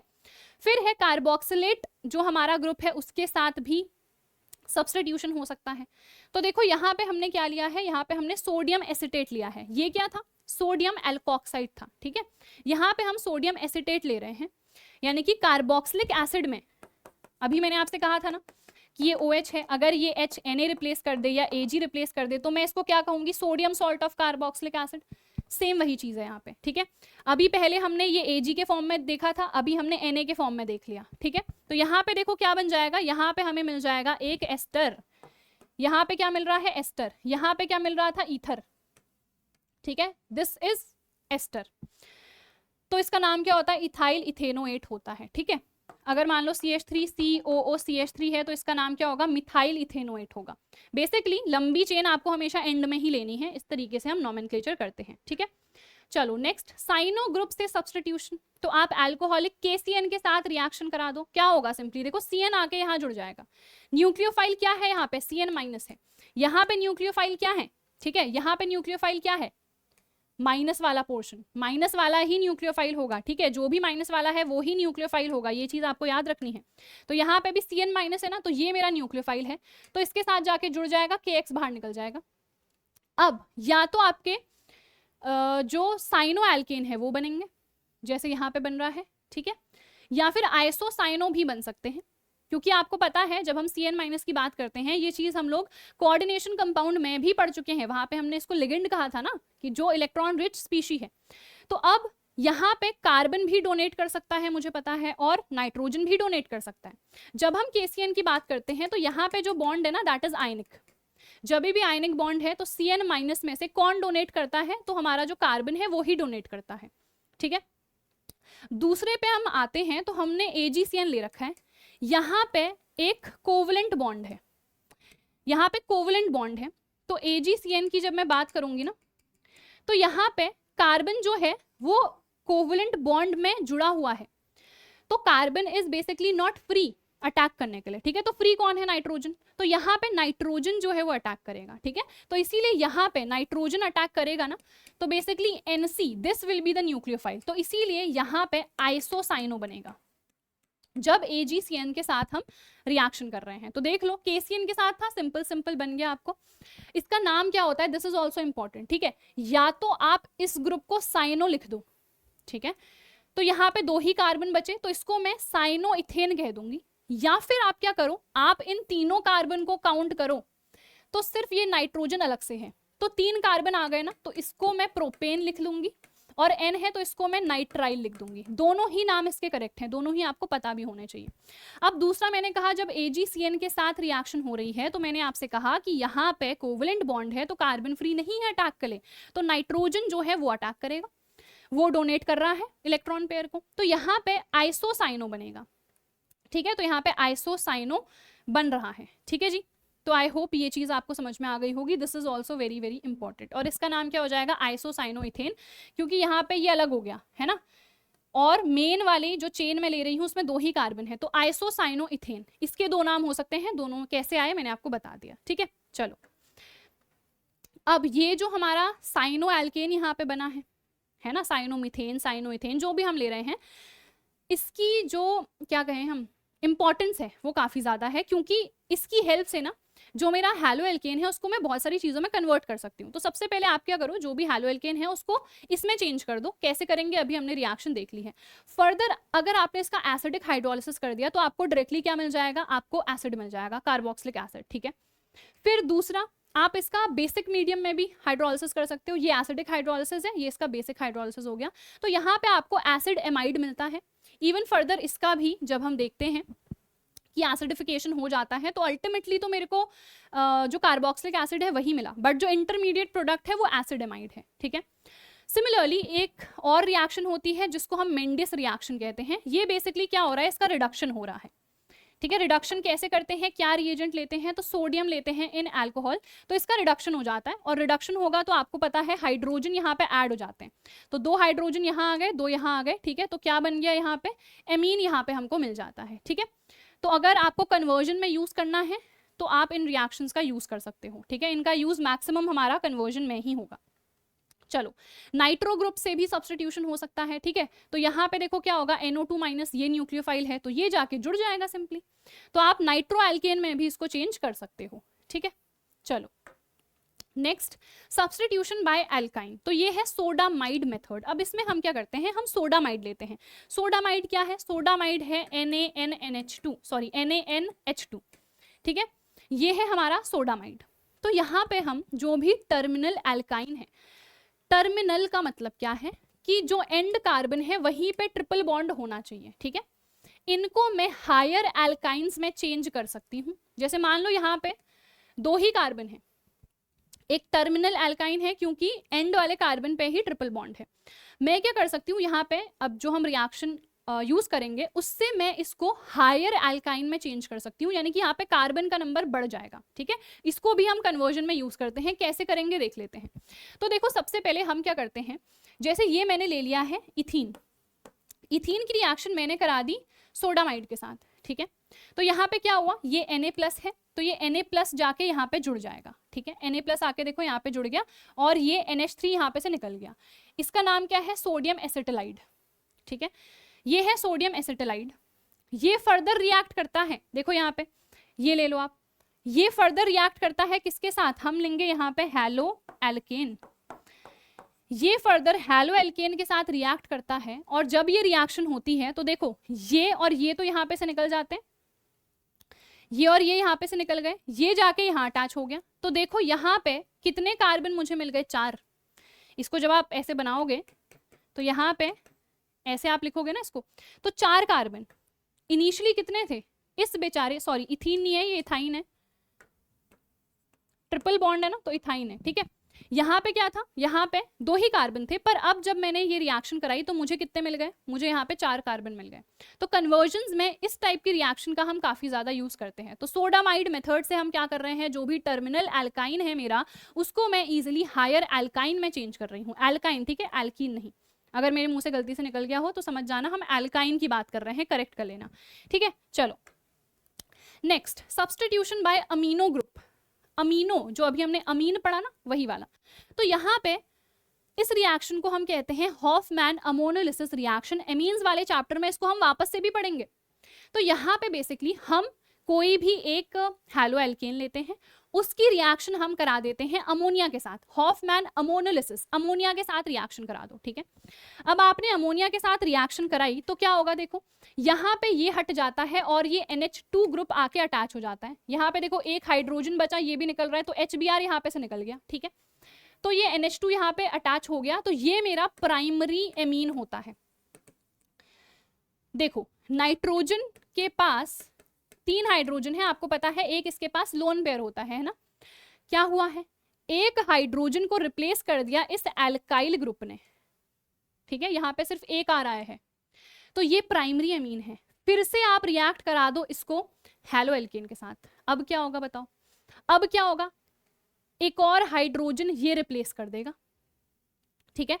एक और हाइड्रोजन ये रिप्लेस कर देगा, यानी कि यहाँ पे भी आ जाएगा R, ठीक है। तो ये क्या होगा, ये मेरा सेकेंडरी एमीन होगा। ये है हमारी रिएक्शन, ठीक है। इसके पास एक और हाइड्रोजन बचा है, इसको फिर से रिएक्ट करा दो आप, ठीक है। आप RBr आप लिख सकते हो, ठीक है, क्योंकि R का मतलब क्या है, कोई भी अल्काइल ग्रुप। तो RBr क्या शो कर रहा है, हैलो एल्केन। आप फिर से रिएक्ट करा दो तो क्या होगा, ये HBr फिर से निकलेगा। तो इस केस में क्या हुआ, देखो एक ही हाइड्रोजन बेचारा बचा था, वो भी अल्काइल ने रिप्लेस कर दिया। तो यानी कि अब ये हो जाएगा टर्जरी अमीन। क्या अब रिएक्शन स्टॉप हो जाएगी, नहीं, क्योंकि इस नाइट्रोजन के पास लोन पेयर अभी भी है, ये फिर से रिएक्ट कर सकता है, ये फिर से रिएक्ट करेगा। इस केस में क्या होगा, ये जो लोन पेयर है ये डोनेट होगा। तो यहाँ पे एक सॉल्ट बनता है जिसको हम क्वाटरनरी अमोनियम सॉल्ट कहते हैं। देखो यहाँ पे क्या हुआ, इसकी रिएक्शन मैंने फिर से करा दी, इसकी रिएक्शन मैंने फिर से करा दी, तो यहाँ पे ये आके अटैच हो गया, देखो Br-, और हमने क्या कहा, ये ही डोनेट कर रहा है, नाइट्रोजन ही डोनेट कर रहा है, ठीक है। तो देखो इस पे नेगेटिव का चार्ज आ गया, ये डोनेट कर रहा है तो इस पे पॉजिटिव का चार्ज आ गया, ये बन गया यहाँ पे क्वाटरनरी अमोनियम सॉल्ट। समझ में आया। अब देखो नाम क्या होगा, तो इसका तो सिंपली इथेनामीन है। इसकी जब मैं बात करूं तो देखो यहाँ पे क्या हुआ, यहाँ पे 2 C2H5 आ गए ना, एक हाइड्रोजन है और यहाँ पे लोन पेयर। तो एक तो मैं मेन चेन में लेती हूँ, ठीक है, और एक एज अ सब्सटीट्यूट हम लेंगे, ठीक है, मतलब अलग से वो आ गया है, ठीक है। तो यहाँ पे इसका नाम क्या हो जाएगा, इथाइल ग्रुप आया है ना, तो इसको हम कह देते हैं एन इथाइल, और इसको मैं क्या कह रही थी, इथेनामीन, तो एन इथाइल इथेनामीन। अगर मान लो यहाँ पे भी आ गया C2H5, तो दो एक्स्ट्रा ग्रुप आ गए हैं, तो एन एन डाई इथाइल इथेनामीन इसको हम कहेंगे, ठीक है। और ये तो मेरा लास्ट वाला तो क्वाटरनरी अमोनियम सॉल्ट है, तो इसका नाम क्या हो जाएगा, टेट्रा इथाइल। देखो 4 इथाइल है ना, तो tetra ethyl ammonium bromide and this is a salt. ये सब क्या है ऊपर, ये जो है हमारे these are amines and this is a salt, ठीक है। चलो आई होप ये रिएक्शन आपको समझ में आई होगी, बहुत इंपॉर्टेंट है, एमीन्स में भी आगे हम इसको पढ़ते हैं। अब हमने कहा हमारे पास SN1 और SN2 दो टाइप के मैकेनिज्म होते हैं, तो दो टाइप के क्या है, तो सबसे पहले हम SN2 पे आते हैं, और इसको हम बायमोलिक्यूलर भी कहते हैं, प्लस यहाँ पे जो ऑर्डर होता है ना रिएक्शन का वो 2 होता है, ठीक है, बायोमोलिक्यूलर है ना, 2 होता है इसका ऑर्डर, और 2 होता है इसका मतलब आप समझ रहे हो कि जो रेट है वो दोनों पे ही डिपेंड करता है ना। ये सब मैं केमिकल काइनेटिक्स में आपको पढ़ा चुकी हूँ। प्लस ये जो रिएक्शन है this is a 1 step reaction.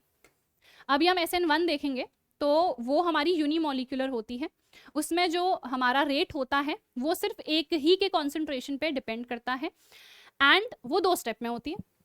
तो 2 स्टेप में हो रही है, तो आपको पता है जो स्लोएस्ट स्टेप होता है वो रेट डिटरमाइनिंग स्टेप होता है, तो कैसे होता है वो अभी हम देखेंगे, ठीक है। तो फिलहाल यहाँ पे आ जाते हैं, हमने कहा 1 स्टेप है, और यहाँ पे ऑर्डर कितना होगा, हमने कहा 2 होगा। यहाँ पे मैंने अभी आपसे कहा था बैक साइड अटैक होगा। जो रिएक्टिविटी है उसका ऑर्डर क्या होता है, प्राइमरी सेकेंडरी टर्जरी। क्यों, क्योंकि यहाँ पे न्यूक्लियोफाइल अटैक कर रहा है, और मैंने कहा बैक साइड अटैक कर रहा है। जब हम टर्जरी की बात करेंगे तो टर्जरी में देखो इतने सारे हैं ना, तो न्यूक्लियोफाइल अटैक नहीं कर पाएगा, उसको बहुत सारी हिंड्रेंस मिल रही है। हिंड्रेंस का मतलब क्या होता है, ऑब्स्ट्रक्शन, उसके रास्ते में बाधा आ रही है, जिसको हम स्टेरिक हिंड्रेंस कहते हैं। तो यहाँ पे न्यूक्लियोफाइल आके अटैक करना चाह रहा है, पर न्यूक्लियोफाइल अटैक कर नहीं पा रहा है। क्यों नहीं कर पा रहा है, न्यूक्लियोफाइल इसलिए अटैक नहीं कर पा रहा क्योंकि उसके रास्ते में बहुत सारी बाधा है, जिसको हम स्टेरिक हिंड्रेंस कह दे रहे हैं, ठीक है। चलो अब देखो यहाँ पे 2 और चीज इंपॉर्टेंट है। सबसे पहले यहाँ पे इन्वर्जन ऑफ कॉन्फ़िगरेशन होता है, एंड यहाँ पे एक ट्रांजिशन स्टेट भी बनती है, ठीक है। तो देखो कैसे होगा यहाँ पे, तो ये मेरा न्यूक्लियोफाइल है, ये अटैक कर रहा है, इस टाइप से हमने बना दिया, CH3Cl को हमने लिख दिया है, ठीक है। अब मैंने कहा प्राइमरी वाले सबसे ज्यादा रिएक्टिव होंगे, और हमेशा SN2 वाले में बैक साइड अटैक ही होगा, तो ये बैक साइड अटैक करेगा, तो यहाँ पे आके जुड़ जाएगा। अब जब ये जुड़ेगा ना, तो एक ट्रांजिशन स्टेट बनती है जो कि अनस्टेबल ही होती है, जहां पे OH भी है Cl भी है, ठीक है, OH भी है Cl भी है। अब हुआ क्या, ये Cl तो निकल जाएगा, देखो Cl माइनस निकल गया, और इन्वर्जन ऑफ कॉन्फ़िगरेशन हो गया, यानी कि अभी तक सारे हाइड्रोजन इधर पे थे, है ना, अब सारे हाइड्रोजन इस साइड पे आ गए, लेफ्ट पे थे अब राइट पे आ गए, तो इन्वर्जन हो गया, उल्टा हो गया कॉन्फ़िगरेशन, पहले इस साइड को थे अब इस साइड को आ गए, ठीक है। तो यहाँ पे ट्रांजिशन स्टेट फॉर्म होती है, प्लस यहाँ पे इन्वर्जन ऑफ कॉन्फ़िगरेशन होता है, लाइक एन अम्ब्रेला, जैसे अम्ब्रेला ऐसे उल्टी हो जाती है ना, ऐसे नॉर्मल है फिर वो उल्टी हो गई, तो that is inversion of configuration, ठीक है। ओके अब जो रेट ऑफ रिएक्शन है ना, वो दोनों पे डिपेंड करता है, देखो न्यूक्लियोफाइल के कॉन्सेंट्रेशन पे भी, और जो भी आपने हैलो एल्केन लिया हुआ है उसके कॉन्सेंट्रेशन पे भी, इसीलिए इसका ऑर्डर कितना है, 2 है, ठीक है। और हमने कहा प्राइमरी जो है वो सबसे ज्यादा प्रेफर करती है SN2 रिएक्शन को, क्योंकि प्राइमरी में स्टेरिक हिंड्रेंस सबसे कम है। जब हम बात कर रहे हैं टर्जरी वाले की, तो हमने कहा यहाँ पे स्टेरिक हिंड्रेंस सबसे ज्यादा है, यहाँ पे स्टेरिक हिंड्रेंस क्योंकि सबसे ज्यादा है, तो जिसकी वजह से ये नहीं ही प्रेफर करते हैं, ये नहीं प्रेफर करना चाहते हैं, ये SN2 रिएक्शन नहीं दिखाना चाहते हैं, तो ये क्या दिखाएंगे, ये SN1 दिखाएंगे, ये दिखाएंगे SN1 मैकेनिज्म, ठीक है। तो जब हम SN1 मैकेनिज्म की बात कर रहे हैं यहाँ पे, तो इसमें सबसे पहली बात ये यूनिमोलिक्यूलर है, यानी कि यहाँ पे रेट जो है वो एक ही पे डिपेंड करता है, ठीक है। इसका ऑर्डर कितना है, इसका ऑर्डर 1 है, और हमने कहा ये 2 स्टेप रिएक्शन है, ठीक है, 2 स्टेप रिएक्शन है। यहाँ पे हम स्टेरिक हिंड्रेंस को नहीं कंसिडर कर रहे हैं, यहाँ पे हम कार्बोकेटाइन जो बन रहा है उसकी स्टेबिलिटी देख रहे हैं कि जो कार्बोकेटाइन है वो कितना स्टेबल है। तो इसीलिए जो हमारा टर्जरी वाला कार्बोकेटाइन होता है वो सबसे ज्यादा स्टेबल होता है, तो टर्जरी वाला सबसे ज्यादा SN1 मैकेनिज्म को ही प्रेफर करता है। यहाँ पे जो न्यूक्लियोफाइल है ना वो वीक है, जो पिछले वाले में हम देख रहे थे SN2 में, वहां पे जो न्यूक्लियोफाइल है वो स्ट्रांग होता है, यहाँ पे वीक है। वहां पे बैक साइड अटैक था, यहाँ पे जरूरी नहीं है, ये बैक साइड अटैक भी कर सकता है, ये फ्रंट साइड अटैक भी कर सकता है, क्योंकि यहाँ पे अल्टीमेटली हमको स्टेबिलिटी ही देखनी है सिर्फ कार्बोकेटाइन की, ठीक है। ओके, आई होप आपको समझ में आया होगा। अब देखो ये रिएक्शन हो रही है यहाँ पे, ठीक है, यहाँ पे ये रिएक्शन हो रही है। तो हमने देखा यहाँ पे भी अल्टीमेटली OH ग्रुप आके अटैच हो रहा है, ठीक है, OH ग्रुप आके यहाँ पे अटैच हो रहा है, पर ये रिएक्शन 2 स्टेप में होगी। तो सबसे पहला स्टेप जो होता है ना वो हमारा स्लो स्टेप होता है, that is the slow step, which means ये हमारा रेट डिटरमाइनिंग स्टेप होता है। इसमें क्या होता है, इसमें हमारा कार्बोकेटाइन बन रहा होता है। तो यहाँ पे देखो ये जो Br है निकलेगा, जब ये निकलेगा तो इस पे नेगेटिव चार्ज है ना, निकल रहा है, तो इस पे कैसा आ जाएगा, पॉजिटिव चार्ज। तो ये हमारा कार्बोकेटाइन बन रहा है। तो रेट जो है हमने कहा स्लोएस्ट स्टेप ही डिटरमाइन करेगा, तो यहाँ पे जो रेट है वो सिर्फ इस पे ही डिपेंड कर रहा है, जो मेरा हैलो एल्केन मैंने लिया हुआ है सिर्फ उसके कॉन्सेंट्रेशन पे डिपेंड कर रहा है। Second step is a very fast process, very fast step. क्यों? क्योंकि कार्बोकेटाइन बन गया है। अब जो भी आपका न्यूक्लियोफाइल है, जैसे यहाँ पे भी OH माइनस है ना, पानी की जब मैं बात कर रही हूँ कि पानी के साथ रिएक्शन हो रही है, तो यहाँ पे H प्लस और OH माइनस है, और आपको पता है यहाँ पे ये एक वीक न्यूक्लियोफाइल की तरह एक्ट करेगा, है ना, क्योंकि यहाँ पे अल्टीमेटली होती है कोवलेंट बॉन्डिंग होती है H2O में, है ना, तो ये एक वीक न्यूक्लियोफाइल है। तो क्या होगा, देखो अब मेरा कार्बोकेटाइन तो बन गया, बहुत स्टेबल है, तो ये न्यूक्लियोफाइल डायरेक्टली अटैक कर देगा, डायरेक्टली जाके ये अटैच हो जाएगा, ठीक है।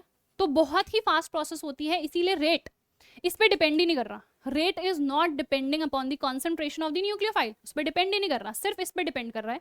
तो यानी कि इसका ऑर्डर कितना है, 1। ये एक यूनिमोलिक्यूलर रिएक्शन है, but it is a 2 step process, ठीक है। तो आई होप यार ये चीज आपको समझ में आ गई होगी। चलिए अब आ जाते हैं नेक्स्ट रिएक्शंस पे। तो सबसे पहले है एलिमिनेशन रिएक्शन। तो यहाँ पे हम मोस्टली बीटा एलिमिनेशन देखने वाले हैं, ठीक है, इसको हम डिहाइड्रोहैलोजनेशन रिएक्शन भी कह रहे हैं। तो यहाँ पे बीटा एलिमिनेशन में क्यों कह रही हूँ वो समझो। और यहाँ पे अभी मैंने आपसे कहा था ना, एल्कोहलिक KOH लोगे तो आपका प्रोडक्ट चेंज हो जाएगा, एल्कीन आपको मिलेगा, वही ये वाली रिएक्शन है, ठीक है। तो यहाँ पे बीटा एलिमिनेशन में क्यों कह रही हूँ, देखो जिसके साथ भी मेरा हैलोजन अटैच है, या जो भी आपका फंक्शनल ग्रुप आपने लिया है, वो अल्फा कार्बन होता है, उसके आसपास जो भी हाइड्रोजन है वो अल्फा हाइड्रोजन है, उसके बगल वाला जो कार्बन होता है वो बीटा होता है, फिर गामा एंड सो ऑन। तो यहाँ पे जो बीटा का हाइड्रोजन है ना वो निकलता है, और इवन ये जो है हमारा ये भी निकल रहा है। तो बीटा एलिमिनेशन कह रहे हैं, क्यों? क्योंकि बीटा हाइड्रोजन निकल रहा है। डिहाइड्रोहैलोजनेशन क्यों कह रहे हैं? क्योंकि हाइड्रोजन भी निकल रहा है और ये हैलोजन भी निकल रहा है, ठीक है, समझ में आया। तो देखो यहाँ पे क्या हुआ, न्यूक्लियोफाइल ने अटैक करा, तो ये जो मेरा हैलोजन है ये यहाँ से निकला, और ये वाला जो बॉन्ड है ये यहाँ पे शिफ्ट हुआ, ये क्या है, बीटा हाइड्रोजन है, ये भी निकल गया, ये भी निकल गया। ये जो न्यूक्लियोफाइल है यहाँ आके सॉरी यहाँ पे जुड़ेगा नहीं, बिकॉज ये जो है ये सिर्फ इसको निकालने का काम कर रहा है, ठीक है, ये इसके साथ जुड़ेगा, हाइड्रोजन के साथ जुड़ के निकल जाएगा, ठीक है, ये अटैक करके जुड़ नहीं रहा है इस केस में, ठीक है। तो ये न्यूक्लियोफाइल है, इसने क्या करा, देखो हाइड्रोजन के साथ जुड़ गया, हाइड्रोजन के साथ जुड़ के ये निकल गया बाहर।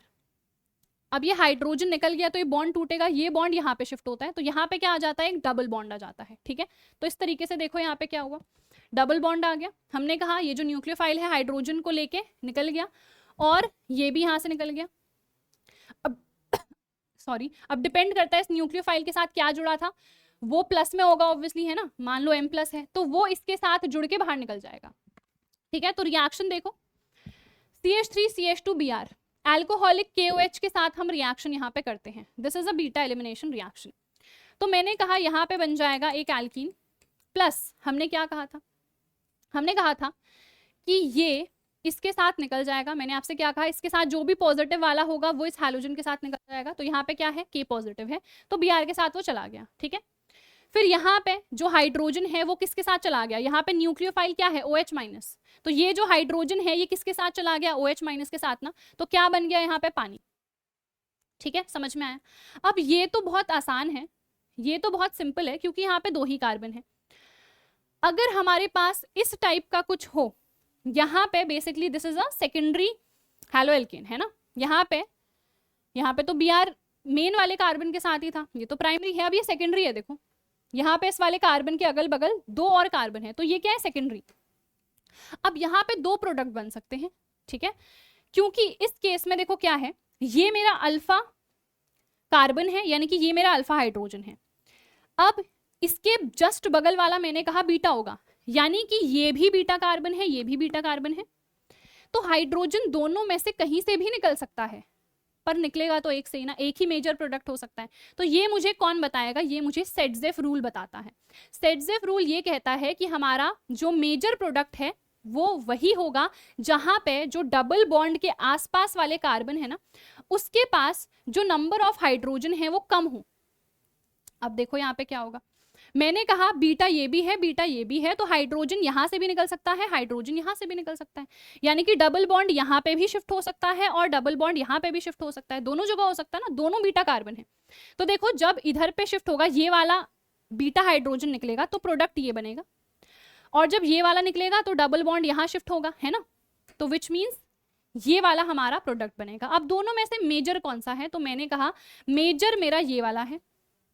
और क्यों है, क्योंकि सेटजेफ रूल ने कहा कि आपका मेजर प्रोडक्ट वही बनेगा जिसमें जो डबल बॉन्ड है उसके पास वाले जो कार्बन है उनके पास लेसर नंबर ऑफ हाइड्रोजन होंगे। ठीक है, तो ये हमें बताया किसने, ये हमें बताया सेटजेफ रूल ने, और सेटजेफ रूल के अकॉर्डिंग हमने बता दिया कि ये हमारा मेन प्रोडक्ट होगा। अब इसके भी दो आइसोमर हो सकते हैं, हमने कोऑर्डिनेशन कंपाउंड में पढ़ा है ट्रांस और सिस। ठीक है, तो ट्रांस और सिस दो हो सकते हैं। सिस का मतलब क्या होता है, जहां पे दोनों अगल बगल हैं, और ट्रांस का मतलब दोनों ऑपोजिट हैं।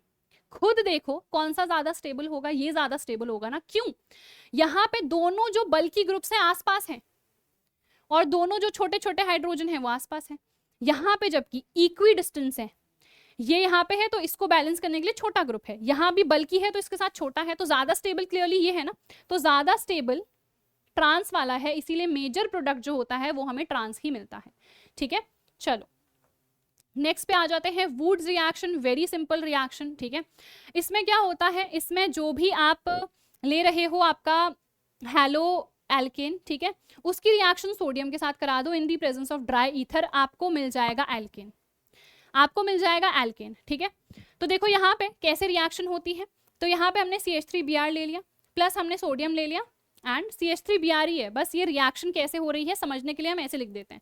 तो NaBr यहाँ पे से निकल जाता है, ड्राई ईथर की प्रेजेंस बहुत इंपॉर्टेंट है, NaBr निकल गया तो ये दोनों आपस में जुड़ गए, तो मुझे यहाँ पे क्या मिल गया, मुझे यहाँ पे एक एल्केन मिल गया। ठीक है, सिमिलरली लिथियम के साथ जब ये रिएक्ट करेगा तो कुछ नहीं होगा, बस लिथियम यहाँ पे इसके साथ आके जुड़ जाएगा, तो जैसे ये यहाँ पे जुड़ गया तो इसका नाम मिथाइल लिथियम हो गया। ठीक है, this reaction is not very important, but जो वुड्स रिएक्शन है ये काफी इंपॉर्टेंट है। अभी हम वुड्स फिटिग और फिटिग रिएक्शन भी देखेंगे हैलो एरीन्स वाले में। ठीक है, देन मैग्नीशियम के साथ रिएक्ट करेगा तो आपको पता है RMgX क्या होता है, हमारा RMgX होता है ग्रिगनार्ड रिएजेंट, और ये बहुत इंपॉर्टेंट है, बहुत सारी रिएक्शंस हम देखेंगे अभी आगे भी। ठीक है, तो ग्रिगनार्ड रिएजेंट कैसे बनेगा, सिंपली मैग्नीशियम के साथ रिएक्ट करा दो in the presence of dry ether, आपका ग्रिगनार्ड रिएजेंट यहाँ पे तैयार हो जाता है। ड्राई कंडीशंस ही यहाँ पे होनी चाहिए, क्योंकि अगर यहाँ पे पानी मौजूद होगा, अगर यहाँ पानी मौजूद होगा तो ये ब्रेक हो जाता है। ठीक है, यहाँ पे से एक हाइड्रोजन इसके साथ आ जाता है, यानी कि मुझे एल्केन मिल जाएगा और ये निकल जाता है MgOH के फॉर्म में।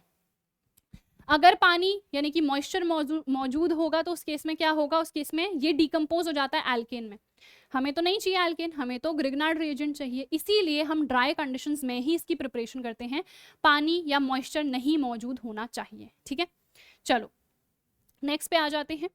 नाउ रिडक्शन रिएक्शन देख लेते हैं, बहुत आसान है, सिंपली इसका रिडक्शन करोगे ना आप, जो भी हैलो एल्केन का रिडक्शन करोगे तो आपको एल्केन मिल जाएगा बस। ठीक है, तो किस किस के साथ कर सकते हैं, जिंक इन HCl, तो ये डायरेक्टली चेंज हो जाएगा आपका। ठीक है, ये निकल जाएगा, तो यहाँ पे आपको क्या मिल जाएगा, यहाँ पे आपको मिल जाएगा आपका एल्केन। ठीक है, फिर हाइड्रोजन के साथ कर सकते हैं, आपको पता है निकेल, प्लैटिनम, पैलाडियम ये सारे हमारे कैटलिस्ट होते हैं, तो यहाँ पे भी इसका सिंपली रिडक्शन हो जाएगा।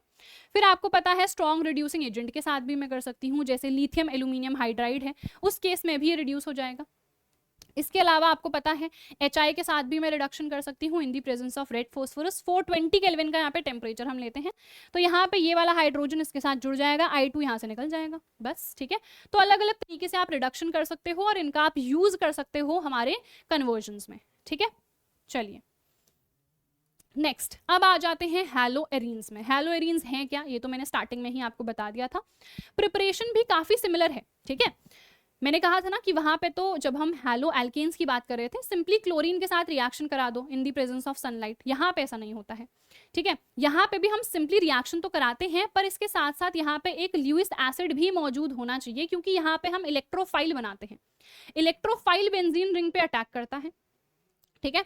तो ये देखो यहाँ पे हम FeCl3 की प्रेजेंस भी लेते हैं। क्यों ले रहे हैं?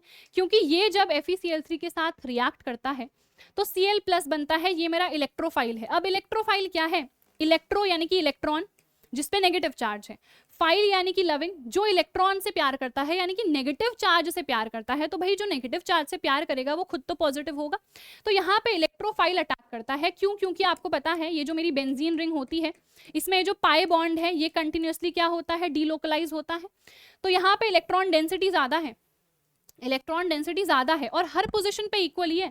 ये कहीं पे भी जाके अटैच हो सकता है, जैसे मोस्टली हम यहीं पे शो करते हैं, ये यहाँ पे जाके भी अटैच हो सकता है। उस केस में फर्स्ट पोजीशन इसी को मैं मानूंगी ना। तो हर पोजीशन पे इलेक्ट्रॉन डेंसिटी यहाँ पे सेम है इस वाले सिंपल बेंजीन में, तो इसीलिए क्लोरीन कहीं पे भी जाके अटैच हो सकता है।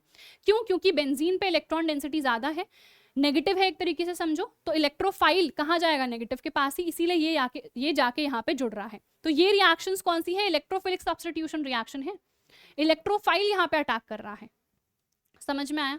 और ये मैं क्यों यूज कर रही हूँ? क्योंकि ये एक ल्यूइस एसिड है, तो ये इलेक्ट्रोफाइल जनरेट करता है, ये इलेक्ट्रोफाइल यहाँ पे अटैक करता है, ठीक है। अब देखो ये है मेरा CH3, ये क्या है हमारा? इसको हम टॉल्विन कहते हैं। तो टॉल्विन की रिएक्शन मैं करा रही हूँ किसके साथ? हमारे क्लोरीन के साथ। तो यहाँ पे देखो अगेन जो क्लोरीन है वो जाके हमारे ऑर्थो एंड पैरा पोजिशन पे अटैक कर लेता है, जुड़ जाता है। एंड जो पैरा वाला होता है मैक्सिमम केसेस में, अभी हम जितनी भी रिएक्शंस देखेंगे पैरा प्रोडक्ट ही मेजर होता है। क्यों? क्योंकि पैरा में ना स्टेबिलिटी ज्यादा है, स्टेरिक हिंड्रेंस कम है। देखो यहाँ पे क्या है? दोनों बल्कि से ग्रुप आसपास ही है। यहाँ पे क्या है? डिस्टेंस है ना, एक बेचारा ऊपर है दूसरा नीचे है, तो यहाँ पे स्टेबिलिटी थोड़ी ज्यादा है। यहाँ पे इतने सारे बल्कि ग्रुप आ गए हैं, तो यहाँ पे जो स्टेरिक हिंड्रेंस है थोड़ी सी ज्यादा है, यहाँ पे कम है, ठीक है। चलो नेक्स्ट पे आ जाते हैं। आयोडीनेशन अगेन सेम चीज है। वहां पे हमने क्या कहा था? HNO3 या HiO3 यानी कि अच्छे ऑक्सीडाइजिंग एजेंट का हम यूज करेंगे, यहाँ पे भी हम करेंगे, ठीक है। ब्रोमिनेशन में सेम FeBr3 का आप यहाँ पे यूज कर लोगे, तो Br+ यहाँ पे क्या होगा? हमारा इलेक्ट्रोफाइल होगा। फ्लोरिनेशन आसानी से होता नहीं है, क्योंकि आपको पता है फ्लोरीन हाईली रिएक्टिव होता है, ठीक है। अब कुछ नेम रिएक्शंस आ रही हैं। बेंजीन डाइजोनियम सॉल्ट से हम कैसे आखिरकार प्रिपेयर कर सकते हैं हमारे हैलो एरीन्स को? तो सबसे पहली है सैंड मेयर्स रिएक्शन। तो यहाँ पे हम बेंजीन डाइजोनियम क्लोराइड का यूज करते हैं। ऐसे भी इसको आप लिख सकते हो और ऐसे N2Cl करके भी लिख सकते हो। तो यहाँ पे हम CuCl का यूज कर रहे हैं, ठीक है। क्यूपरस क्लोराइड है ये, आपको पता है, Cu+Cl-, ठीक है। तो क्यूपरस है ये, क्यूपरस क्लोराइड NaCl। तो Cl जाके यहाँ पे अटैच हो जाता है, जुड़ जाता है, ठीक है। इस केस में जो Cl है वो मोस्टली CuCl से ही आता है, ठीक है। जब हम गटरमान रिएक्शन की बात करते हैं तो यहाँ पे हम CuCl का यूज नहीं करते हैं, यहाँ पे हम कॉपर का यूज करते हैं। तो यहाँ पे जो Cl आ रहा है ना, ये जो Cl यहाँ पे जुड़ रहा है, ये यहाँ HCl से आता है, ठीक है। अब देखो सैंडमेयर और गटरमान रिएक्शन सिमिलर है थोड़ी, बट कौन सी ज्यादा इफेक्टिव है? तो ये वाली ज्यादा इफेक्टिव होती है, क्योंकि यहाँ पे हम कॉपर का यूज कर रहे हैं पाउडर्ड फॉर्म में। और आपको पता है जब भी किसी चीज को मैं पाउडर्ड फॉर्म में यूज करती हूँ तो सरफेस एरिया बढ़ जाती है, तो रेट ऑफ रिएक्शन भी बढ़ जाती है। सो this is considered a better preparation technique, ठीक है। कौन सी? गटरमान, ठीक है। चलिए फिर हम आइडो बेंजीन को भी बना सकते हैं। तो KI के साथ इसी बेंजीन डाइजोनियम क्लोराइड को ही हम हीट कर देते हैं, ठीक है, KI के साथ। तो यहाँ पे आयोडीन आ जाता है और बाकी ये हमारे बाय प्रोडक्ट्स निकल जाएंगे। फिर है बाल-शीमैन रिएक्शन। नाउ ये है हमारे फ्लोरोबेंजीन के लिए। तो यहाँ पे भी अगेन जो हमारा बेंजीन डाइजोनियम क्लोराइड है उसकी रिएक्शन हम फ्लोरोबोरिक एसिड के साथ करा देते हैं, तो हमारा एक इंटरमीडिएट यहाँ पे बनता है। नाउ ये इंटरमीडिएट काफी स्टेबल होता है, इसको हमें हीट कराना पड़ता है फर्दर, तो हमें फ्लोरोबेंजीन यहाँ पे मिल जाता है। N2 और BF3 यहाँ पे से निकल जाता है, सिर्फ एक फ्लोरीन ही यहाँ पे अटैच रहता है, तो फ्लोरोबेंजीन हमको मिल जाता है, ठीक है। तो ये जितनी भी नेम रिएक्शंस है ना, ये सब आपको लर्न होनी चाहिए, सारी की सारी नेम रिएक्शंस इंपॉर्टेंट हैं। अब ये जो बेंजीन डाइजोनियम क्लोराइड है बन कैसे रहा है? वैसे तो अमीन्स में देखेंगे, बट थोड़ा सा यहाँ पे भी देख लेते हैं। तो यहाँ पे ना हम इन सितु प्रिपरेशन करते हैं नाइट्रस एसिड की, HNO2 की। कैसे करेंगे? तो सोडियम NaNO2, सोडियम नाइट्राइड का हम यहाँ पे यूज करते हैं, ठीक है। सोडियम नाइट्राइड का मैं यहाँ पे यूज कर रही हूँ, HCl की रिएक्शन इसके साथ करा रही हूँ, तो सोडियम क्लोराइड बन रहा है और यहाँ पे नाइट्रस एसिड बन जाता है, ठीक है। HNO3 आपको पता है नाइट्रिक होता है, ये HNO2 है, दिस इज नाइट्रस, ठीक है। और NaNO3 होता तो ये नाइट्रेट होता, बट ये क्या है, नाइट्राइट है, ठीक है। TE नॉट DE, नाइट्राइड अलग हो जाता है फिर, ठीक है। चलो अब यहाँ पे हम क्या लेते हैं, एनिलीन लेते हैं, दिस इज एनिलीन, ठीक है। तो एनिलीन की रिएक्शन मैं HCl के साथ कराती हूँ एंड यहाँ पे टेम्परेचर एकदम आइस कोल्ड होना चाहिए, 0 से 5 डिग्री सेल्सियस, इससे ज्यादा टेम्परेचर हम नहीं लेते हैं। तो ये एनिलीनियम हाइड्रोक्लोराइड बना देता है, देखो ये इसके साथ जाके जुड़ गया, ठीक है, NH3+ एंड Cl-, तो ये एनिलीन हाइड्रोक्लोराइड इसने बना दिया। फर्दर इसकी रिएक्शन किसके साथ हो जाती है, ये जो नाइट्रस एसिड हमने बनाया था HONO, या फिर सिंपली आप इसको HNO2 लिख सकते हो। तो यहाँ पे बेंजीन डाइजोनियम क्लोराइड हमारा तैयार हो जाता है, ठीक है। ये हम एनिलीन में भी देखेंगे जब हम एनिलीन की जो भी रिएक्शंस हैं वो पढ़ रहे होते हैं, और ये हम अमीन वाले चैप्टर में देखेंगे, ठीक है। बट फिलहाल क्योंकि हम यहाँ पे यूज कर ही रहे थे बेंजीन डाइजोनियम क्लोराइड, तो मैंने आपको बता दिया कैसे ये प्रिपेयर हो रहा है, this is important. Ice cold temperature ही हम लेते हैं, 0 से 5 डिग्री सेल्सियस का ही ऑलमोस्ट, ठीक है। चलिए फिर है हुंसडीकर, तो बोरोडीन हुंसडीकर रिएक्शन देखी थी ना, सेम ही है, यहाँ पे भी कुछ नया नहीं है, ठीक है। हम सोडियम सॉल्ट ले रहे हैं यहाँ पे, जैसे इसको हम क्या कह देंगे, सॉरी सोडियम सॉल्ट नहीं, silver salt, sorry silver salt ले रहे थे ना वहाँ पे, तो यहाँ पे भी सिल्वर सॉल्ट ले रहे हैं, सिल्वर बेंजोएट, ब्रोमीन के साथ रिएक्शन थी CCl4 की प्रेजेंस में, तो हमने कहा था ये निकल जाएगा CO2 देखो निकल गया, और ये ब्रोमीन आके यहाँ पे जुड़ गया है, ठीक है, ओके। फिर है एक रैशिक प्रोसेस, ये हमारा इंडस्ट्रियल प्रोसेस होता है। इंडस्ट्री में हम कैसे प्रिपेयर करते हैं हमारे क्लोरोबेंजीन को, so it is mainly reacted with HCl and oxygen in the presence of copper chloride, ये CuCl2 है, ठीक है। तो ये क्यूपरिक होगा, है ना, या तो क्यूपरिक क्लोराइड कह दो या फिर सिंपली कॉपर क्लोराइड इसको हम कह देते हैं। तो यहाँ पे क्लोरोबेंजीन डायरेक्टली फॉर्म हो जाता है, ठीक है। इंडस्ट्रियल प्रिपरेशन है हमारे क्लोरोबेंजीन की। चलो अब हैलोएरीन की फिजिकल प्रॉपर्टीज देख लेते हैं, फिर हम देख लेंगे इनकी केमिकल प्रॉपर्टीज, ठीक है। वहां से भी काफी सारे क्वेश्चंस आते हैं, तो इंपॉर्टेंट है। तो सबसे पहले इधर पे आते हैं फिजिकल स्टेट, तो मोस्टली ये लिक्विड्स के फॉर्म में होते हैं, जैसे जैसे आपको पता है नंबर बढ़ेगा तो फोर्स ऑफ अट्रैक्शन बढ़ता है, तो ये सॉलिड्स हो जाते हैं, ठीक है। जनरली ये कलरलेस होते हैं। स्मेल की बात करें तो भाई ये सारे एरोमेटिक कंपाउंड है, और स्टार्टिंग में ही मैंने आपसे कहा था अरोमा का मतलब स्मेल, तो इनकी डेफिनेट स्मेल होती है, ठीक है। देन सॉल्युबिलिटी, तो ये भी इनसॉल्युबल होते हैं क्योंकि भैया ये तो नॉन पोलर है हमारे पास, ठीक है। नॉन पोलर कैसे हैं अभी वो भी देखेंगे। तो नॉन पोलर हैं तो भाई ये पानी में सॉल्युबल होते नहीं हैं, बट ऑर्गेनिक सॉल्वेंट में होंगे, क्योंकि नॉन पोलर हैं तो नॉन पोलर में डिसॉल्व होंगे ही, लाइक डिसॉल्व्स लाइक वाला कॉन्सेप्ट आ गया, ठीक है। फिर आ जाते हैं हम बॉइलिंग पॉइंट और मेल्टिंग पॉइंट में। तो हैलोएरीन्स का जो बॉइलिंग पॉइंट है या मेल्टिंग पॉइंट है वो बेंजीन से तो ज्यादा ही होता है। क्यों होता है, क्योंकि भाई मॉलिक्यूलर मास यहाँ पे ज्यादा हो गया, और अगर मॉलिक्यूलर मास ज्यादा होगा तो हमने कहा फोर्स ऑफ अट्रैक्शन ज्यादा होगा, तोड़ने के लिए एनर्जी ज्यादा देनी पड़ेगी, तो बॉइलिंग पॉइंट और मेल्टिंग पॉइंट दोनों ही ज्यादा होते हैं। और पैरा वाले आइसोमर में सबसे ज्यादा होता है, स्टेरिक हिंड्रेंस वहां पे कम है, स्टेबिलिटी ज्यादा है, ठीक है। चलिए डेंसिटी, तो मोस्टली पानी से भारी होते हैं, डेंसर होते हैं, एंड जैसे जैसे हेवियर हैलोजन आता है, ये हमने सेम चीज पहले भी देखी, यानी कि जब मैं आयोडो की बात करती हूँ, आयोडो बेंजीन की जब मैं बात कर लूंगी, तो क्योंकि भाई इसका मॉलिक्यूलर मास ज्यादा है तो डेंसिटी भी ज्यादा होगी, ठीक है। चलो नेक्स्ट है रिएक्टिविटी ऑफ हैलोएरीन्स। जो हैलोएरीन्स होते हैं ना, ये हैलो एल्केन्स जितनी रिएक्शंस नहीं देते हैं। हैलो एल्केन्स में मैंने कितनी सारी रिएक्शंस देखी, पर यहाँ पे हमें उतनी सारी रिएक्शंस नहीं देखनी है, क्योंकि हैलोएरीन्स होते हैं less reactive as compare to the haloalkanes. अब ये लेस रिएक्टिव आखिरकार क्यों होते हैं, ठीक है। तो जितने मेरे हैलोएरीन्स हैं इनकी लेस रिएक्टिविटी के पीछे इनका मेन रीजन है रेजोनेंस। अब ये रेजोनेंस क्या होती है, रेजोनेंस स्ट्रक्चर्स आप लोगों ने बना भी रखे हैं इन क्लास 11th, नहीं याद है तो कोई बात नहीं, हम देखेंगे। देखो ये है हमारा क्लोरीन जो कि बेंजीन रिंग से जुड़ा है। अब ये एक्चुअल में तो एक इलेक्ट्रॉन विड्रॉइंग ग्रुप होता है, यानी कि माइनस आई इफेक्ट शो करता है, but it also shows plus are effect, और प्लस आर इफेक्ट डोमिनेंट होता है, विच मीन्स ये अल्टीमेटली क्या करता है, इलेक्ट्रॉन डेंसिटी को बढ़ाता है हमारी बेंजीन रिंग में, ठीक है। तो देखो इसके पास ये लोन पेयर तो है ही जिन्होंने बॉन्डिंग करी नहीं है, तो ये इधर पे शिफ्ट होता है, तो क्या होगा यहाँ पे ये जो बॉन्ड्स है ना ये शिफ्ट होते जाएंगे, ठीक है। इसको देखो एक्चुअल में मैं कैसे बनाऊंगी, इधर पे बना लेती हूँ, ठीक है। ये मेरा क्लोरीन है, ये बॉन्ड इधर पे शिफ्ट होगा तो ये वाला बॉन्ड इधर शिफ्ट होगा, ठीक है। तो क्या हुआ देखो यहाँ पे, जब मैं इसके रेजोनेंस स्ट्रक्चर्स बना रही हूँ तो यहाँ पे ये बॉन्ड यहाँ शिफ्ट हुआ ना, इलेक्ट्रॉन पेयर बेसिकली, तो यहाँ पे डबल बॉन्ड आ जाएगा। और यहाँ पे क्योंकि इसने अपना इलेक्ट्रॉन दिया है बेंजीन के टूवर्ड्स, तो यहाँ पे पॉजिटिव चार्ज इस पे आ जाएगा, ठीक है। अब ये बॉन्ड इधर शिफ्ट हुआ तो यहाँ पे देखो ये पोजीशन कौन सी थी, ऑर्थो। ऑर्थो पे इलेक्ट्रॉन डेंसिटी बढ़ रही है, इसीलिए इलेक्ट्रोफाइल जब अटैक कर रहा है ना तो हमारा ऑर्थो और पैरा प्रोडक्ट ही बन रहा है। फिर देखो क्या होगा, ये इधर पे आएगा और ये इधर शिफ्ट होगा। अगेन देखो कहाँ चला गया, पैरा पोजिशन पे। इसीलिए हमें ortho and para major products देखने को मिल रहे हैं, ठीक है, क्योंकि ऑर्थो एंड पैरा डायरेक्टिंग ही है ये जो क्लोरीन है या जो भी हैलोजन ग्रुप है ये क्या है, ऑर्थो एंड पैरा डायरेक्टिंग ही है। क्यों है, क्योंकि ऑर्थो एंड पैरा पोजीशन पे ये इलेक्ट्रॉन डेंसिटी बढ़ा रहे हैं, ठीक है। चलो अब ये देखो डबल बॉन्ड यहाँ पे आ जाएगा और ये इधर पे आ गया। फर्दर ये इधर पे जाएगा और ये बॉन्ड इधर शिफ्ट होगा, ठीक है। तो यहाँ पे ये आ गया और ये इधर पे आ गया, तो इलेक्ट्रॉन यहाँ पे आ गया। ये भी कौन सी पोजीशन है, ऑर्थो वाली ही है, ठीक है। अब वापस क्या होगा, ये इधर शिफ्ट होगा और ये इधर चला जाएगा। तो लास्ट जो आप स्ट्रक्चर बनाओगे वो कैसे बनेगा, और ये डबल बॉन्ड यहाँ आ गया, ठीक है। तो ये इलेक्ट्रॉन यहाँ पे वापस आ चुका है, ठीक है।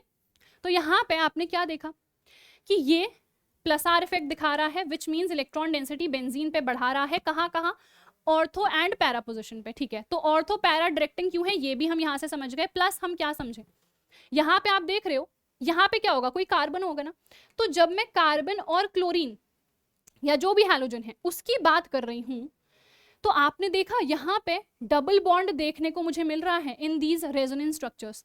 तो यहाँ पे क्या होता है, जो भी कार्बन है और हैलोजन है उनके बीच में आ जाता है पार्शियल डबल बॉन्ड कैरेक्टर। और आपको पता है ना डबल बॉन्ड क्या होता है, स्ट्रॉन्गर होता है। तो क्योंकि ये डबल बॉन्ड स्ट्रॉन्गर है तो ये आसानी से नहीं टूटेगा, आसानी से नहीं टूटेगा, तो विच मीन्स जो रिएक्टिविटी है इनकी कम हो जाएगी ना, समझे। इसके अलावा जब भी हम किसी भी हैलोएरीन की बात कर रहे हैं तो इसमें ये जो कार्बन है ये कैसा हाइब्रिडाइज्ड है, sp2, क्योंकि यहाँ पे डबल बॉन्ड्स है ना, sp2 हाइब्रिडाइज्ड है। जबकि जब मैं हैलो एल्केन की बात कर रही हूँ तो उसमें ये जो कार्बन है sp3 हाइब्रिडाइज्ड है। ये जो sp2 हाइब्रिडाइज्ड कार्बन होता है ना, this is more stronger as compare to this sp3 तो हाइब्रिडाइजेशन की वजह से भी यहाँ पे क्या हो गई, रिएक्टिविटी घट गई। प्लस यहाँ पे तो मुझे पोलैरिटी देखने को मिलती है ना, देखो मैंने कहा था इस पे पार्शियल पॉजिटिव इस पे पार्शियल नेगेटिव, तो हैलो एल्केन्स की जब मैं बात कर रही हूँ तो मुझे पोलैरिटी देखने को मिल रही है। प्लस एक और चीज आप यहाँ पर से ये भी याद रख सकते हो कि रिएक्टिविटी जो है वो पोलैरिटी के डायरेक्टली प्रोपोर्शनल है। जितनी ज्यादा आपको पोलैरिटी देखने को मिलेगी ना उतनी ही ज्यादा आपको रिएक्टिविटी भी देखने को मिलेगी। यहाँ पे क्या हो रहा है, यहाँ पे क्लोरीन पे देखो कैसा चार्ज आ जा रहा है, पार्शियल पॉजिटिव। तो यानी कि इस पे तो पार्शियल पॉजिटिव था ही, थोड़ा बहुत इसमें भी पार्शियल पॉजिटिव आ रहा है ना।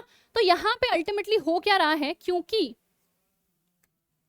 हमारे पास क्या है, रेजोनेंस है। यहाँ पे रेजोनेंस की वजह से क्लोरीन पे पार्शियल नेगेटिव चार्ज आ जा रहा है, तो यहाँ पे पोलैरिटी कम होगी ना, तो पोलैरिटी कम होगी तो रिएक्टिविटी भी कम होगी। तो ये तीन मेन रीजंस हैं जिनकी वजह से जो हमारे हैलोएरीन्स हैं दे आर लेस रिएक्टिव। तीनों मैंने एक्सप्लेन कर दिए हैं, नोट्स में सब कुछ लिखा है, आप लोग पढ़ भी सकते हो वापस से, ठीक है। आई होप ये जो स्ट्रक्चर है वो आपको अच्छे तरीके से समझ में आ गया होगा कि इसके रेजोनेंस स्ट्रक्चर से हम क्या क्या समझे। एक तो हमने पार्शियल डबल बॉन्ड वाला देखा, दूसरा हमने देखा क्लोरीन पे पॉजिटिव चार्ज आ रहा है, तीसरा हमने देखा ऑर्थो एंड पैरा पोजीशन पे इलेक्ट्रॉन डेंसिटी बढ़ा रहा है, इसीलिए ये जो ग्रुप होता है ऑर्थो एंड पैरा डायरेक्टिंग होता है, ठीक है।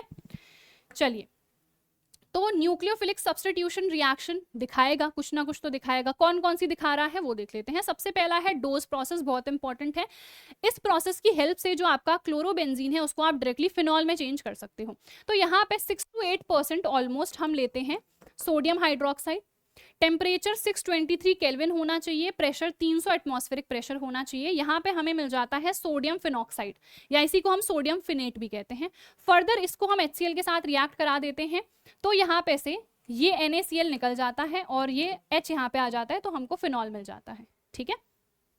चलिए next, again replacement by cyano group, वहां पे भी था, सेम रिएक्शन है, कुछ अलग नहीं है, ठीक है।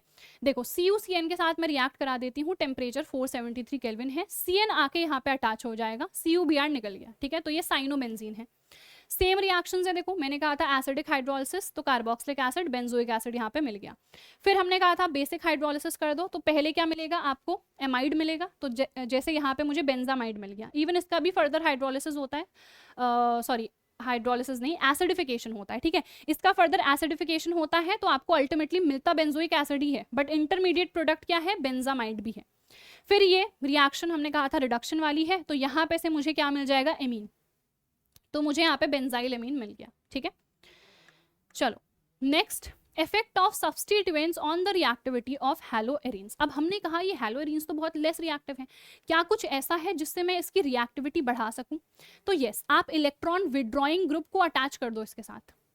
इलेक्ट्रॉन विड्रॉइंग ग्रुप कौन कौन से हैं हमारे, जैसे आप यहाँ पे NO2 ले लो, ये इलेक्ट्रॉन विड्रॉइंग ग्रुप है। अब इलेक्ट्रॉन विड्रॉइंग ग्रुप करता क्या है वो समझो, ये इलेक्ट्रॉन्स को अपनी ओर को विड्रॉ करेगा, यानी कि अपनी ओर को खींचेगा, ठीक है, अपनी ओर को खींचेगा, तो इलेक्ट्रॉन डेंसिटी बेंजीन पे घटाएगा कि नहीं, घटाएगा, तो इलेक्ट्रॉन डेंसिटी इस पे कहीं ना कहीं घट गई, ठीक है। तो इस पे इलेक्ट्रॉन डेंसिटी अगर घट गई तो यहाँ वाले कार्बन पे भी तो घटेगी, है ना, तो इलेक्ट्रॉन डेंसिटी इस पे घट गई है, तो जिसकी वजह से ये हमारा बॉन्ड क्या हो जाता है, थोड़ा पोलर हो जाता है, क्योंकि देखो इस कार्बन पे इलेक्ट्रॉन डेंसिटी घटा रहा है, तो इस पे पार्शियल पॉजिटिव आ जाएगा और इस पे पार्शियल नेगेटिव, तो यहाँ पे क्या आ जाएगी, पोलैरिटी आ जाएगी, ठीक है। अब पोलैरिटी आ गई, तो हमने कहा जितनी ज्यादा पोलैरिटी उतनी ज्यादा रिएक्टिविटी, तो आप और ग्रुप्स को ऐड कर दो, आप और NO2 ले लो यहाँ पे, और NO2 ऐड कर दो, तो ये क्या दिखाएंगे, ये और इलेक्ट्रॉन विड्रॉइंग नेचर अपना दिखाएंगे, अपनी ओर को क्या करेंगे, ये इलेक्ट्रॉन्स को आकर्षित करेंगे, तो उतनी ही इलेक्ट्रॉन डेंसिटी यहाँ पे घटाएगा, तो उतना ही पॉजिटिव चार्ज इस कार्बन पे आएगा, तो इलेक्ट्रोनेगेटिविटी का डिफरेंस आएगा ना इस वाले कार्बन और क्लोरीन पे, तो यानी कि पोलैरिटी आएगी। अगर पोलैरिटी आएगी, पोलैरिटी बढ़ रही है, तो विच मीन्स रिएक्टिविटी भी बढ़ रही है। क्या ये चीज आपको समझ में आई? अब हमने तो कह दिया, ठीक है, इलेक्ट्रॉन विड्रॉइंग ग्रुप की वजह से क्या हो रहा है कि पोलैरिटी बढ़ रही है, तो रिएक्टिविटी भी बढ़ रही है। तो ये रिएक्टिविटी बढ़ रही है हम कैसे देख सकते हैं, देखो ये मेरा सिर्फ क्लोरोबेंजीन था, मैंने एक NO2 ग्रुप भी इसके साथ जोड़ दिया। अब जो डोज प्रोसेस हमने देखा था ना कि NaOH के साथ रिएक्ट करा रहे थे, टेम्परेचर कितना था वहां पे 673, कितना है देखो, सॉरी 623, इतना ज्यादा टेम्परेचर है। अब आपने क्या कर दिया, अब आप 443 केल्विन ही अगर इसको दोगे, इतना कम टेम्परेचर, तभी भी ये रिएक्ट कर देगा, तभी भी इसने रिएक्शन दिखा दी। क्यों? क्योंकि आपने इलेक्ट्रॉन विड्रॉइंग ग्रुप को जोड़ दिया जिसने इसकी रिएक्टिविटी बढ़ा दी। आप और जोड़ दो, ठीक है, आप यहाँ पे 2 और ले लो, ठीक है, 2 और ले लो, आप इस टाइप से ले लो, NO2 यहाँ भी ले लो, NO2 यहाँ भी ले लो, इस केस में टेम्परेचर और कम हो जाएगा, ठीक है। फिर आप 3 ले लो, आपने 3 ले लिए, तब तो NaOH की जरूरत भी नहीं है, पानी के साथ ही सिंपली इसको हीट भी कर दोगे ना, तभी भी प्रोडक्ट मिल जाएगा, क्योंकि ये इतना ज्यादा रिएक्टिव हो गया है, ठीक है। अब ये जो प्रोडक्ट है ये हम अल्कोहल फिनॉल वाले में भी देखेंगे, इसका नाम क्या होगा, देखो 2nd, 4th और 6th पोजीशन पे NO2 ग्रुप आ रहे हैं, तो इसका नाम होगा 2,4,6 ट्राई नाइट्रोफिनॉल, जिसको हम पिक्रिक एसिड भी कहते हैं, इसको हम TNP भी कहते हैं, ठीक है। तो पिक्रिक एसिड का फॉर्मूला ये है 2,4,6 ट्राई नाइट्रोफिनॉल, ठीक है। चलिए आगे बढ़ते हैं। मैंने कहा था वुड्स फिटिग और फिटिग रिएक्शन भी आएगी, तो वुड्स फिटिग में क्या होगा, एक आपका हैलोएरीन होगा, एक हैलोएल्केन होगा, ठीक है। देखो यहाँ पे ये है हैलोएरीन, ये है हैलोएल्केन, ड्राई ईथर की प्रेजेंस में ही रिएक्शन होगी। यहाँ पे क्लोरोबेंजीन को आपने किस में चेंज कर दिया है, आपके टोल्विन में, ठीक है। फिर है फिटिग, फिटिग में क्या होगा, दोनों ही हमारे हैलोएरीन ही होने चाहिए, तो देखो यहाँ पे NaCl निकल जाएगा, तो यहाँ पे डाइफिनाइल मुझे मिल जाएगा, ठीक है। सिमिलरली हमारे पास एक और रिएक्शन होती है उल्लमान रिएक्शन, तो यहाँ पे आयोडोबेंजीन के लिए है, ठीक है, वहां पे सोडियम के साथ रिएक्शन करी थी, यहाँ पे कॉपर के साथ कर दो, ये यहाँ पे से निकल जाता है, यहाँ भी आपको डाइफिनाइल ही मिलता है, ठीक है। मैग्नीशियम के साथ रिएक्ट करोगे तो मैग्नीशियम बस यहाँ पे जुड़ जाएगा, तो ये फिनाइल मैग्नीशियम ब्रोमाइड आपको मिल जाएगा, ठीक है। अब देखो ये सेम चीज हमने हैलोएल्केन में भी देखी थी, अगर आप इसका रिडक्शन कर दोगे जिंक के साथ, इसको जरा आप हीट कर दो, तो ये क्लोरीन यहाँ से निकल जाएगा, ठीक है, ये निकल जाएगा, तो यहाँ पे आपको इजीली रिडक्शन देखने को मिल गया इसका इसमें, ठीक है। जो क्लोरोबेंजीन है उसको आपने बेंजीन में चेंज कर दिया, ठीक है जी। चलिए नेक्स्ट इलेक्ट्रोफिलिक सब्स्टिट्यूशन रिएक्शन, तो अब देखो अगेन कोई इलेक्ट्रोफाइल यहाँ पे अटैक करेगा, तो यहाँ पे हम क्लोरिनेशन कर सकते हैं, बेसिकली कोई सा भी हैलोजनेशन हमें पता है, हम सल्फोनेशन कर सकते हैं, नाइट्रेशन कर सकते हैं, और फ्रीडल क्राफ्ट एल्काइलेशन और एसाइलेशन, ये सारी इलेक्ट्रोफिलिक सब्स्टिट्यूशन रिएक्शंस हम देखते हैं, ठीक है। तो इलेक्ट्रोफाइल अटैक करेगा, और आपको पता है कहाँ पे, जहां पे इलेक्ट्रॉन डेंसिटी ज्यादा है, और कहाँ थी अभी हमने देखा था, जब हम किसी भी हैलोएरिन की बात कर रहे हैं तो हमने कहा कि भाई वो ऑर्थो एंड पैरा डायरेक्टिंग है, क्योंकि सबसे ज्यादा डेंसिटी, इलेक्ट्रॉन डेंसिटी कहाँ है, ऑर्थो एंड पैरा पोजिशन पे। तो यहाँ भी जो इलेक्ट्रोफाइल जुड़ेगा ऑर्थो और पैरा दोनों पे ही जुड़ेगा। मोस्ट केसेस में मेजर प्रोडक्ट हमारा पैरा वाला ही होता है, क्यों, क्योंकि वहां पे स्टेबिलिटी थोड़ी ज्यादा है, मॉलिक्यूलर स्ट्रक्चर थोड़ा बेटर है, स्टेरिक हिंड्रेंस कम है, ठीक है। तो देखो बस वही चीज हमने लिखी है। तो यहाँ पे सबसे पहले हैलोजनेशन आप कर दो, क्लोरीन के साथ रिएक्ट कराया तो क्या हुआ, देखो ऑर्थो एंड पैरा पोजिशन पे अटैच हो गया। सिमिलरली नाइट्रेशन की मैं बात करूं तो NO2 ग्रुप आपको पता है, दिस इज NO2 प्लस, ये क्या है मेरा न्यूक्लियोफाइल, तो ऑर्थो एंड पैरा पोजिशन पे अटैच हो गया। सल्फोनेशन की बात करूंगी तो आपको पता है SO3H जाके जुड़ता है, तो ऑर्थो एंड पैरा पोजिशन पे चला गया, ठीक है। नेक्स्ट फ्रीडल क्राफ्ट रिएक्शन, इसमें आपको पता है एल्काइलेशन एसाइलेशन दोनों होते हैं। तो एल्काइलेशन करोगे तो CH3Cl, और एसाइलेशन करोगे तो किसी एसिड क्लोराइड या फिर एसिड एनहाइड्राइड के साथ आप कर सकते हो। तो यहाँ पे again ortho and para product, ortho and para product आपको मिल जाएगा। इसका नाम देखो कैसे लिखेंगे, ये हमारा मेन है ना, ये सेकेंड आ जाएगा, है ना। तो 2 क्लोरो, अगर मैं सिर्फ इस स्ट्रक्चर को देखूँ ना, ये वाला COCH3, इसको हम एसिटोफेनॉन कहते हैं, तो ये हो जाएगा 2 क्लोरो एसिटोफेनॉन। यहाँ पे देखो तो यहाँ पे इसको सेकंड पोजीशन मिल जाती है, तो ये हो जाता है हमारा 1 क्लोरो 2 मिथाइल बेंजीन, ठीक है। इसके अलावा यहाँ पे देखो ये इसको प्रायोरिटी मिलती है, तो यहाँ पे हो जाएगा 2 क्लोरो, सिर्फ अगर ये है ना, सिर्फ अगर ये वाला है, ठीक है, यहाँ पे ये ग्रुप अटैच है, इसको बेंजीन सल्फोनिक एसिड कहते हैं, तो इसका नाम हो जाएगा 2 क्लोरो बेंजीन सल्फोनिक एसिड, ठीक है। और यहाँ पे नाइट्रो को सेकंड प्रायोरिटी मिलती है, फर्स्ट किसको मिलती है, हमारे क्लोरो को, तो 1 क्लोरो 2 नाइट्रो बेंजीन इसका नाम हो जाएगा, ठीक है। तो ये वाली उतनी कुछ डिफिकल्ट है नहीं और उतनी इंपॉर्टेंट भी नहीं है। अब कुछ इंपॉर्टेंट टॉपिक पे हम आ गए हैं, विच इज द पॉलीहैलोजन कंपाउंड, ठीक है। बहुत सारे पॉलीहैलोजन कंपाउंड है, पॉली का मतलब क्या है, बहुत सारे। अब ये हमारे पास हैलो एल्केन भी हो सकता है, हैलो एरीन भी हो सकता है, ठीक है। कुछ इनके यूजेस वगैरह इंपॉर्टेंट है, वो देख लेते हैं। सबसे पहला CH2Cl2 हमने देखा था ना, CH4 की रिएक्शन करा दो, हमने कहा पहले सिर्फ एक रिप्लेस हो रहा है हाइड्रोजन, फिर दो हो गए तो डाइक्लोरोमीथेन मिल गया। तो ये बहुत अच्छा सॉल्वेंट होता है, इसीलिए पेंट रिमूवर्स में इसका यूज करते हैं, ठीक है। इसके अलावा मेटल क्लीनिंग में भी इसका यूज होता है, एंड अगर कैफीन को रिमूव करना है चाय या फिर कॉफी में से, तभी भी हम इसका यूज करते हैं, ठीक है। रिमूव बेसिकली निकालना है, ठीक है, एक्सट्रैक्ट उसको करना है। बहुत टॉक्सिक होता है ये, अगर इसको इनहेल कर दिया जाए, ठीक है, इससे बहुत हेडेक नोजिया सा होने लगता है हमको, ठीक है। एंड अगर बहुत ज्यादा एक्सपोजर होगा तो ये हमारे सेंट्रल नर्वस सिस्टम CNS को भी क्या कर सकता है, डैमेज कर सकता है, ठीक है। फिर आ जाते हैं क्लोरोफॉर्म में, ये आपने पहले से सुना भी होगा कि बेहोश करने के लिए यूज करते थे। तो एज एन एनेस्थेटिक इसको हम पहले से यूज करते थे, अब नहीं करते हैं। क्यों नहीं करते हैं, क्योंकि जब भी ऑक्सीजन में एक्सपोज हो जाती है ना, तो इसका ऑक्सीडेशन हो जाता है और ये एक बहुत जहरीली, बहुत ही टॉक्सिक गैस बना देती है, जो होती है phosgene, COCl2, this is phosgene. ये बहुत ज्यादा टॉक्सिक है, इसीलिए क्लोरोफॉर्म को हमेशा डार्क बॉटल्स में रखा जाता है, ठीक है। और सनलाइट में कभी भी इसको नहीं रखते हैं, क्योंकि सनलाइट की प्रेजेंस में इसका ऑक्सीडेशन हो जाता है सीधे फोस्जीन में, और फोस्जीन हाईली टॉक्सिक है, ठीक है। तो अब इसीलिए इसको रिप्लेस भी कर दिया गया है। प्लस ये लिवर और किडनीज को डैमेज भी कर सकता है। इसका यूज भले ही हम फ्रियॉन्स बनाने में करते हैं, फ्रियॉन्स क्या है, जो हमारे क्लोरोफ्लोरोकार्बन है, जो कि आपको पता है हमारे ओजोन लेयर के लिए बहुत डेंजरस होते हैं, क्योंकि ओजोन लेयर का डिप्लीशन हो रहा है। और ओजोन लेयर कहाँ होती है, हमारे स्ट्रेटोस्फेयर में, जो कि हमें हार्मफुल UV रेडिएशन से बचाती है, ठीक है। चलिए उसके बाद आयोडोफॉर्म, तो इसका हम यूज करते हैं, ठीक है। इसका यूज हम एज एन एंटीसेप्टिक करते हैं वुंड ड्रेसिंग में, ठीक है, इसका हम यूज करते हैं। और ये येलो कलर का सॉलिड होता है। आयोडोफॉर्म टेस्ट भी है एक हमारा, उसको भी हम आगे देखेंगे, ठीक है। इसके अलावा ये भी काफी टॉक्सिक है अगर इसको इनहेल कर दिया जाए, एंड इसकी वजह से आंखों में और स्किन में इरिटेशन भी कई बार होने लगता है। फिर आ जाते हैं CCl4 में, विच इज कार्बन टेट्राक्लोराइड। तो ये स्टीम के साथ रिएक्ट करता है, इवन ये भी फोस्जीन गैस कई बार बना देता है। क्लोरोफॉर्म तो बना ही रहा था, ये भी बना देता है, ठीक है। इसका यूज हम ड्राई क्लीनिंग में करते हैं, ठीक है। It is used as a solvent for oils, fats, resin etcetera.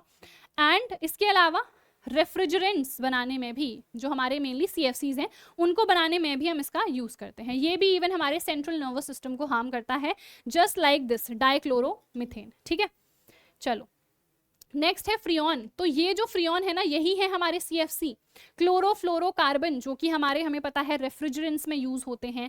And इनकी वजह से क्या हो रहा है, ओजोन लेयर डिप्लीशन हो रहा है। तो बनते कैसे हैं ये, तो देखो CCl4 अभी हमने कहा था ना, इसका यूज करेंगे फ्रियॉन बनाने में। तो यहाँ पे HF के साथ इसको रिएक्ट करा दो। कौन सी रिएक्शन है ये, स्वॉर्ड्स रिएक्शन है, हैलोजन एक्सचेंज वाली। ठीक है, तो HF के साथ रिएक्ट करा दो, तो CCl2F2, ये हमारा फ्रियॉन 12 है। फ्रियॉन 12 का कई बार नाम आ जाता है, पूछ लिया जाता है MCQ में। तो इसका नाम क्या है, देखो डाइक्लोरो डाइफ्लोरो। जब भी हमारे पास दो हैलोजन ग्रुप होते हैं, आपको पता है जो भी अल्फाबेटिकल ऑर्डर में पहले आता है उसको पहले लिखते हैं, इसीलिए इसका नाम क्या है, डाइक्लोरो डाइफ्लोरोमीथेन। ठीक है, चलो हार्मफुल इफेक्ट क्या है, ओजोन लेयर डिप्लीशन, ये आपको पता ही है। देन आ जाते हैं BHC which is benzene hexachloride. इसको लिंडेन भी कहते हैं या फिर गैमेक्सेन भी कहते हैं या फिर 666 भी कहते हैं। क्यों, क्योंकि इसका फॉर्मूला होता है C6H6Cl6। क्या करते हैं हम, जो हमारी बेंजीन है उसको हम क्लोरीन के साथ रिएक्ट करा देते हैं in the presence of sunlight. ठीक है, तो ये जो भी आपके डबल बॉन्ड थे ये टूट गए। ठीक है, ये जितने डबल बॉन्ड थे यहाँ पे टूट गए, तो यहाँ पे क्लोरीन आके अटैच हो गया। तो ये है हमारा बेंजीन हेक्साक्लोराइड BHC। 666 भी कह रहे हैं, लिंडेन भी कह रहे हैं और गैमेक्सेन भी कह रहे हैं। ठीक है, इसको एज अ पेस्टिसाइड या फिर इंसेक्टिसाइड भी यूज किया जाता है, बट ये क्रॉप्स को काफ़ी ज़्यादा हार्म क्रिएट करता है। और कोई भी अगर पेस्टिसाइड है, इंसेक्टिसाइड है, वो ह्यूमंस के लिए भी अच्छा नहीं होता है, क्योंकि आपको पता है बायोमैग्निफिकेशन एक प्रोसेस होता है जिससे हर टर्जरी लेवल पे जब हम बढ़ते हैं ना, हर ट्रॉफिक लेवल पे जैसे जैसे हम बढ़ते जाते हैं, तो जो कॉन्सेंट्रेशन है ये हार्मफुल केमिकल्स का वो भी बढ़ता जाता है। ठीक है, तो जैसे पेस्टिसाइड हमने क्रॉप्स में डाला, वो पानी के थ्रू पहले तो हमारे एक्वेटिक एनिमल्स के पास चला गया, उनको हार्म करा। मान लो वो एक्वेटिक एनिमल जैसे फिशेस बहुत लोग खाते हैं, वो फिश को आपने खा लिया, तो जो कॉन्सेंट्रेशन है वो आपके बॉडी में ज़्यादा है, क्योंकि आप पहली बात फिश को भी खा रहे हो, फिर जो क्रॉप्स में पेस्टिसाइड डला है उससे भी तो आपके बॉडी में कुछ पेस्टिसाइड आ रहा होगा, आप उसको भी खा रहे हो। तो कॉन्सेंट्रेशन हर ट्रॉफिक लेवल बढ़ने पर आपकी बॉडी में बढ़ता ही है। ठीक है, चलिए, और इसकी वजह से पोल्यूशन भी होता है, क्योंकि ये नॉन बायोडिग्रेडेबल है, ये डिग्रेड नहीं होता है इन द नेचर। ठीक है, चलिए उसके बाद है DDT, डाइक्लोरो डाइफिनाइल ट्राइक्लोरोइथेन। और ये लास्ट टॉपिक है, इसका IUPAC नेम जरूर पूछा जाता है और इसका स्ट्रक्चर भी। ठीक है, तो 1 नंबर के MCQ में आपका डेफिनेटली बन सकता है। IUPAC नेम इसका बहुत ज्यादा इंपॉर्टेंट है। क्या है IUPAC नेम, 2,2-bis 4-क्लोरोफिनाइल 1,1,1 ट्राइक्लोरोइथेन। इतना बड़ा नाम कैसे याद करेंगे, तो पहले स्ट्रक्चर याद करो। देखो ये फॉर्म कैसे हो रहा है, हम यहाँ पे लेते हैं क्लोरल, दिस इज क्लोरल। ठीक है, इसको रिएक्ट कराते हैं क्लोरोबेंजीन से, 2 मॉलिक्यूल हमने क्लोरोबेंजीन के लिए हैं। तो यहाँ पे देखो ये H2O यहाँ पे से निकल जाता है, even in the presence of acid ही हम करते हैं, क्योंकि आपको पता है भाई ये बहुत अच्छा क्या होता है, डिहाइड्रेटिंग एजेंट। तो इसने क्या कर दिया, पानी को यहाँ से निकाल दिया। ठीक है, अब देखो यानी कि ये यहाँ पे आके जुड़ जाएगा, देखो जुड़ गया ये। तो नाम कैसे आया इसका, देखो 2,2-bis 4-क्लोरोफिनाइल। यहाँ पे 2,2-bis क्यों आया है, बिस का मतलब डाई होता है, और यहाँ पे आप डाई यूज नहीं कर सकते, क्योंकि ऑलरेडी जब भी किसी के नाम में डाई ट्राई ऐसा आ रहा होता है वहां पे हम बिस यूज करते हैं। ये हमने पढ़ा भी है कोऑर्डिनेशन कंपाउंड में, बिस ट्रिस है ना, पेंटाकिस हेक्साकिस, इस तरीके से। तो यहाँ पे 2,2-bis 4-क्लोरोफिनाइल, देखो यहाँ पे फर्स्ट पोजिशन, सेकेंड, थर्ड, 4, तो 4-क्लोरोफिनाइल 2 है ये, है ना, 4-क्लोरोफिनाइल, देन 1,1,1 ट्राइक्लोरोइथेन। इसी पोजीशन पे तीनों क्लोरीन जुड़े हैं ना, तो इसीलिए 1,1,1 ट्राइक्लोरोइथेन इसका नाम आया है। और इथेन क्यों आया, क्योंकि इस वाले कार्बन के साथ एक और कार्बन है ना, समझे नाम कैसे आया।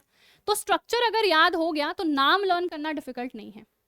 प्रायोरिटी यहीं से दोगे आप, ये फर्स्ट है सेकंड है, तो सेकंड पोजीशन पे 2 ये वाले ग्रुप आ रहे हैं, तो आपने कह दिया 2,2-bis 2 आ रहे हैं।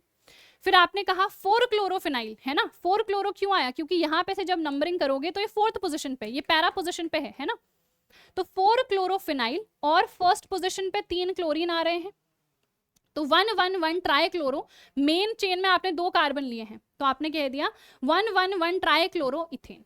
ठीक है, तो ये IUPAC नेम है, this is very very important.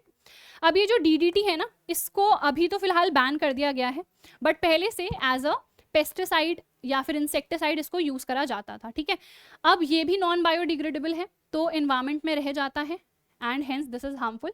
इसकी वजह से बायोमैग्निफिकेशन भी होता है, जो मैंने आपको ऑलरेडी बता दिया, एंड ये एक्वेटिक लाइफ के लिए भी काफ़ी टॉक्सिक है, इसीलिए अब इसको क्या कर दिया गया है, मोस्ट कंट्रीज में बैन ही कर दिया गया है, ठीक है।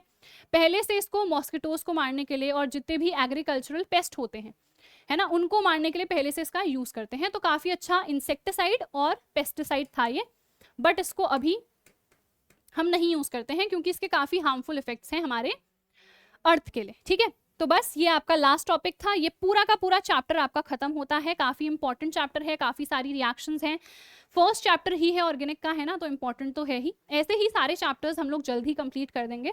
तो फिलहाल यार आई होप इस वाले लेक्चर से आपको सब कुछ समझ में आ गया होगा। अगर कुछ भी डाउट है आप लोग कॉमेंट सेक्शन में पूछ सकते हो, एंड अगर अभी तक आप लोगों ने चैनल को सब्सक्राइब नहीं करा है तो जल्दी से कर लीजिए। हम मिलेंगे हमारी अगली वीडियो में, तब तक यार अच्छे तरीके से पढ़ते रहना and all the best. Okay, bye bye.